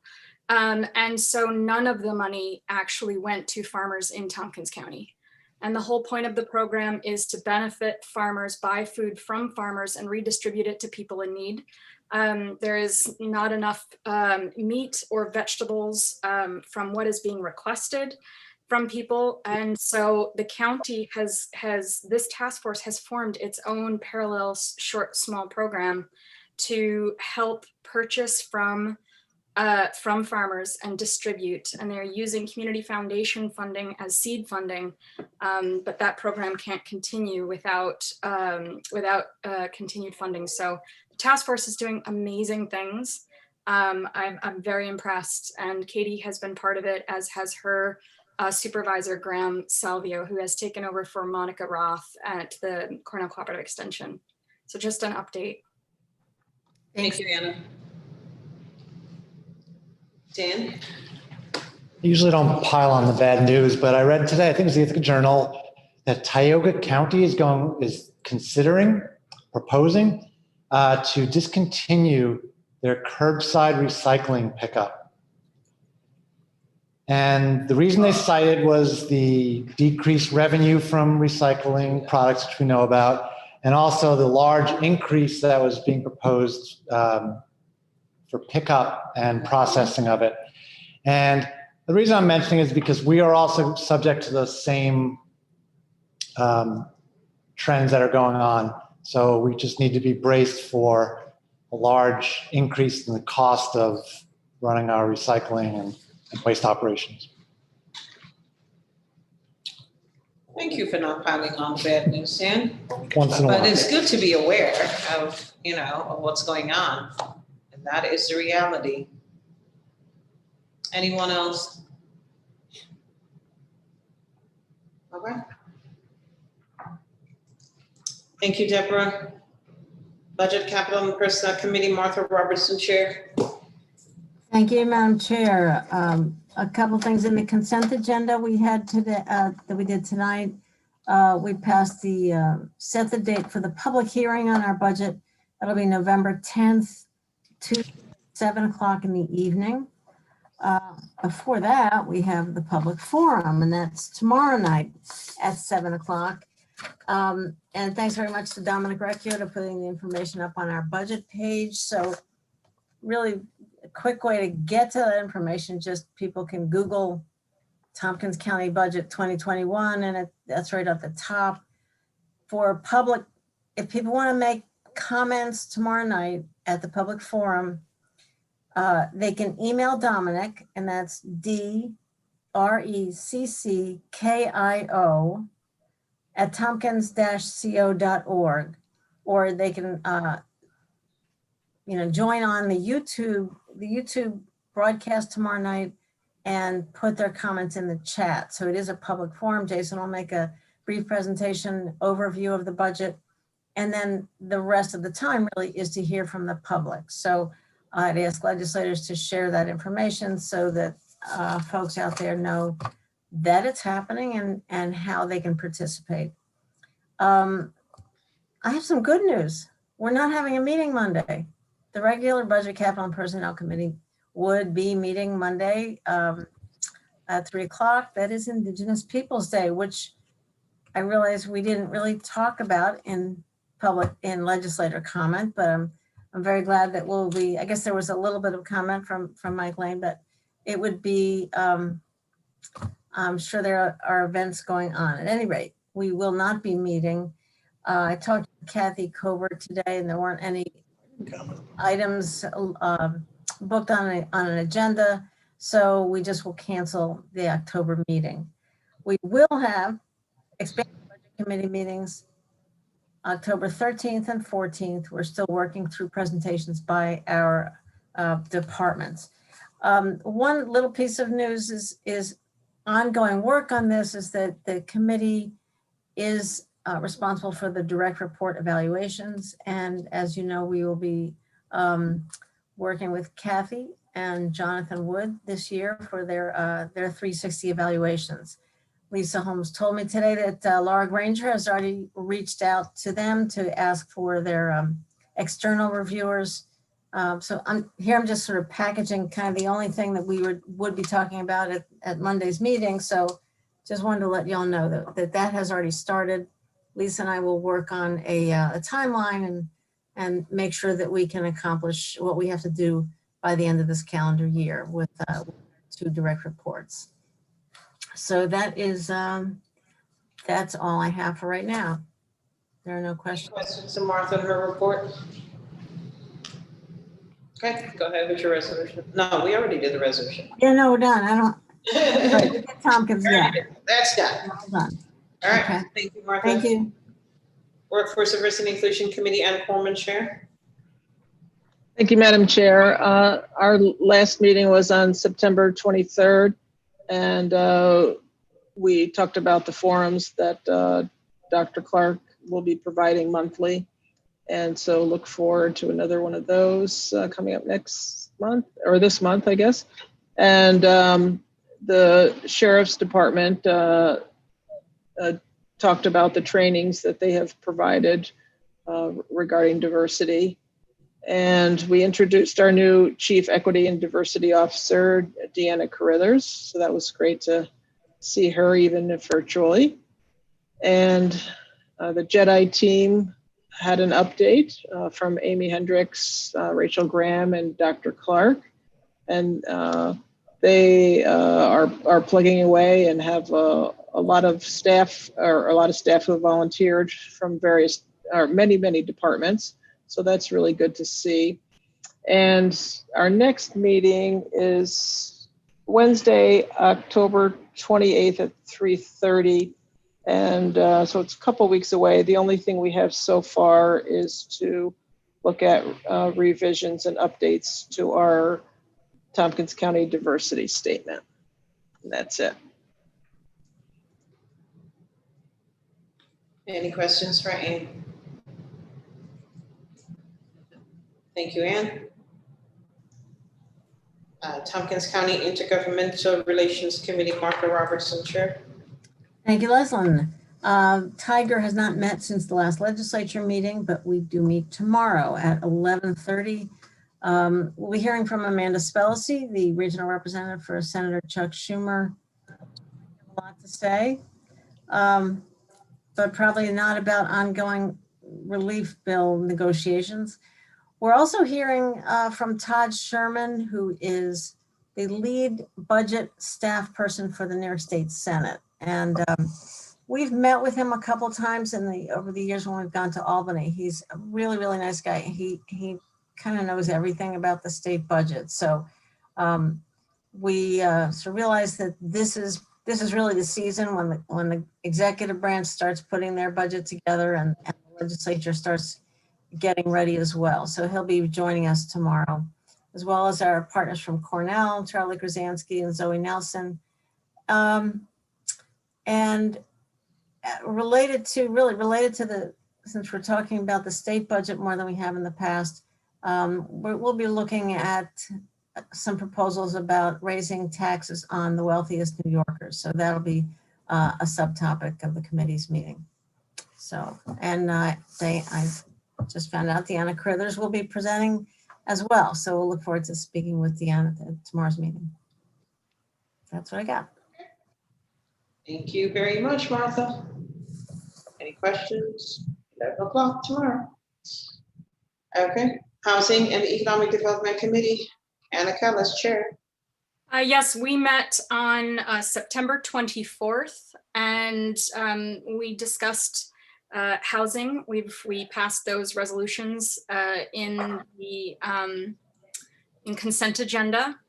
Had a conversation about the current state of housing as of last year, which is quite different as of this year. So if anybody is interested in that state and where we are in relation to our housing goals, David West gave a great presentation.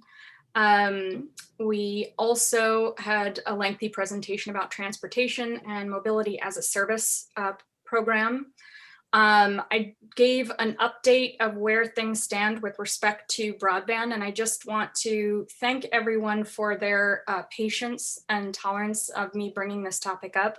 I've been hearing from so many municipal officials just harrowing stories of the impact of a lack of broadband in this pandemic and how much it's highlighted the gaps that we have. So I wanted to let everybody know that Southern Tier Network did an extensive presentation in the last TCOG meeting. The reason that was done was to bring all of the municipalities together. They're all interested in finding solutions to broadband, and there's now a collective recognition that a regional strategy is the best way to go, so that they are not competing with each other, and that there is a mechanism for that to happen through potentially Southern Tier Network. So bear with me. I'm going to keep updating with respect to that.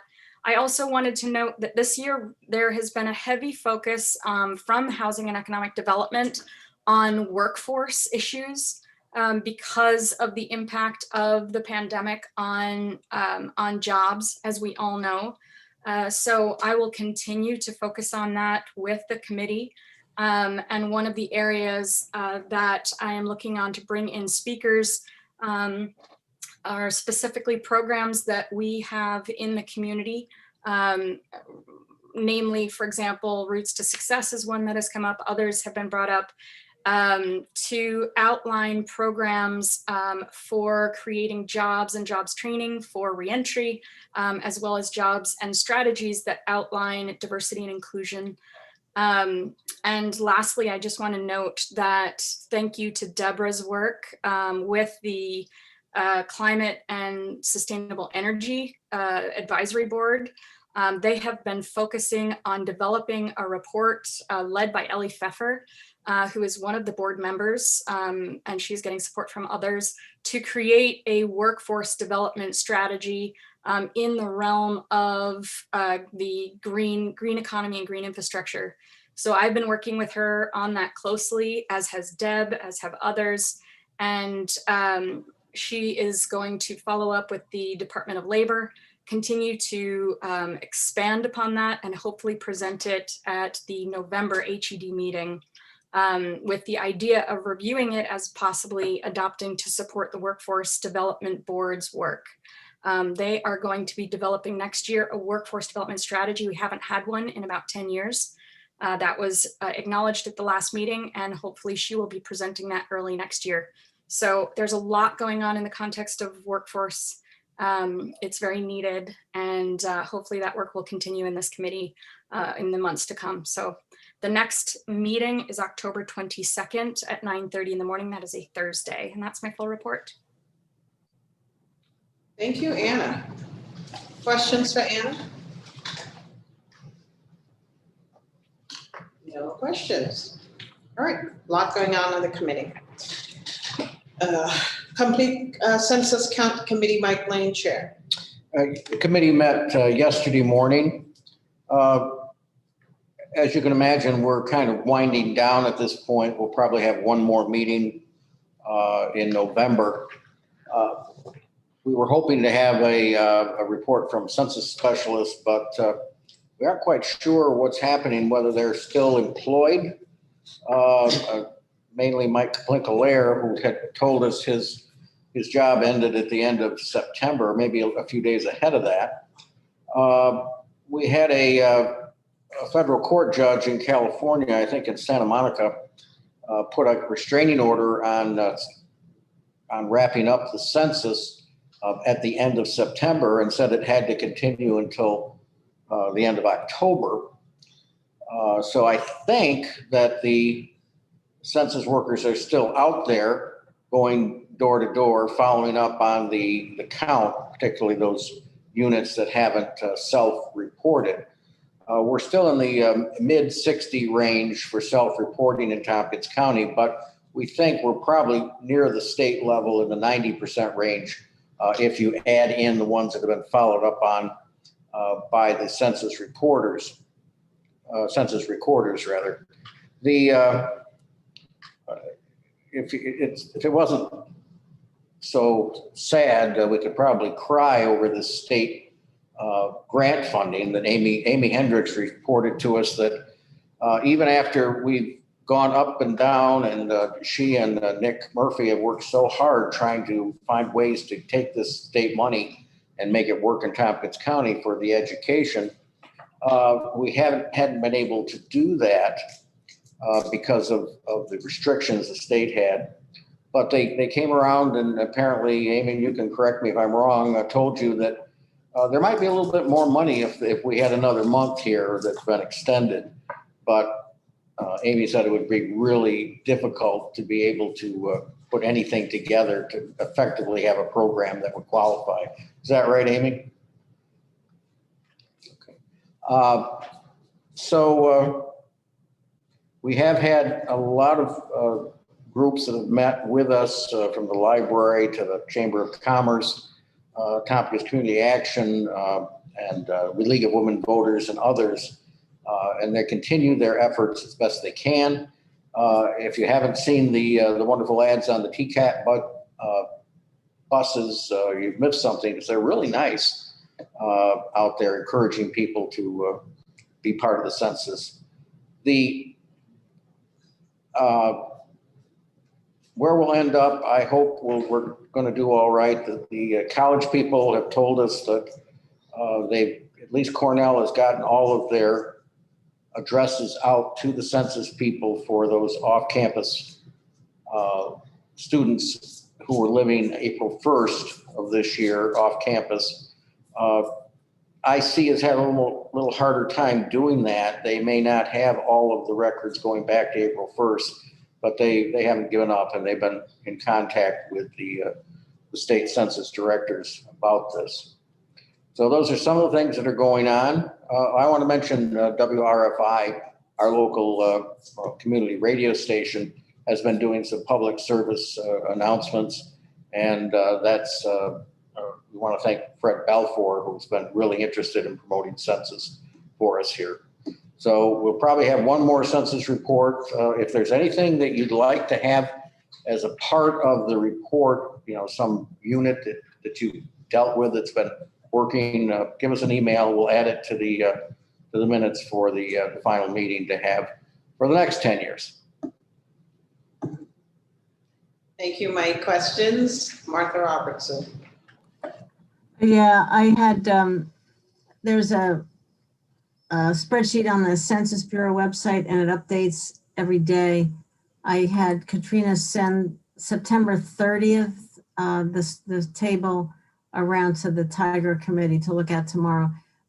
New York is at 90, as of September 30th, New York was at 99.1% in terms of fully enumerated. That's the people who've self-responded plus the people who've been counted because they were contacted by a census worker. So 99.1 puts us, pretty high up there among the states. So we may or may not be as high as the state as a whole. So you mean Tompkins County? Right. Okay, thank you, Martha. Anna Corman. Thank you. I know it'll be a few more years till we have to think about it again, but some folks may be here working with the legislature and on the census. I had a couple of people that work on the census that reached out to me that when they were doing this area and were consulting with information that I happen to have the updated voter roll list. And so that was helpful to sometimes find out who lived somewhere or who the landlord was, or to get a phone number. So for instance, one woman in my district who was 99 years old never answered the door because of various reasons. But with a phone number from the voter roll, they were able to contact her, and she was very grateful to be able to be talked through filling out the census. So thank you. Thanks for that, Ann. All right. That is all for standing committees. No member filed resolutions. Let's take the minutes and then we'll go into executive session, and we'll be here for the minutes of the previous meeting. May I have someone move the minutes? Moved by Shauna Black. May I have a second? seconded by, I can't see who, Ann Corman. Are there any corrections or additions, deletions, anything to the minutes? No. All right, let's vote on the minutes. Kate McKenna, Yes. Glenn Maury, Yes. Martha Robertson, Yes. Mike Sigler, Yes. Shauna Black, Yes. Amanda Champion, Yes. Deborah Dawson, Yes. Henry Grandison, Yes. Rich John, Yes. Anna Kellis, Yes. Dan Klein, Yes. Ann Corman, Yes. Mike Lane, Yes. Leslie McBean Claiborne. Yes. 14 ayes, 0 noes. All right, the minutes carried. Thank you very much. May I have a motion to go into executive session for the purposes of discussing personnel issues related to particular people? Moved by Amanda, seconded by I'll second. Anna Kellis. I thought you were saying something. Anna Kellis, all in favor of going into executive session. We will not be taking any action when we come out of executive session, just making sure we make that announcement. Vote for executive session. Kate McKenna, Yes. Glenn Maury, Yes. Martha Robertson, Yes. Mike Sigler, Yes. Shauna Black, Yes. Amanda Champion, Yes. Deborah Dawson, Yes. Henry Grandison, Yes. Rich John, Yes. Anna Kellis, Yes. Dan Klein, Yes. Ann Corman, Yes. Mike Lane, Yes. Leslie McBean Claiborne, Yes, 14 ayes, 0 noes. thank you. So we're going to move into executive session. We just need a few moments to shut things down, take a stretch, and we'll get back here. We'll let you know. Leslie or Jason, would you like for me to stay or not? Rick, no. Okay. Have a good evening, everybody. Have a good Bye, night. little bird. Bye, Rick. Bye, Drew.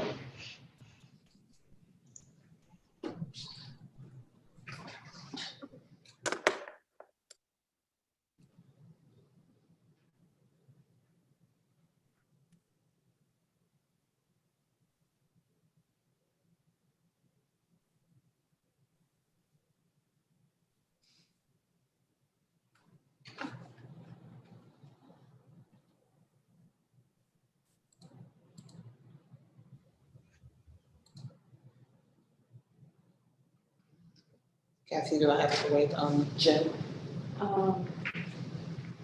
Yeah, I think I'm gonna. Is that a dahlia? Yes. Check you out, Mike. Those are your flowers. Do you want Jonathan? Seems late for a dahlia, isn't it?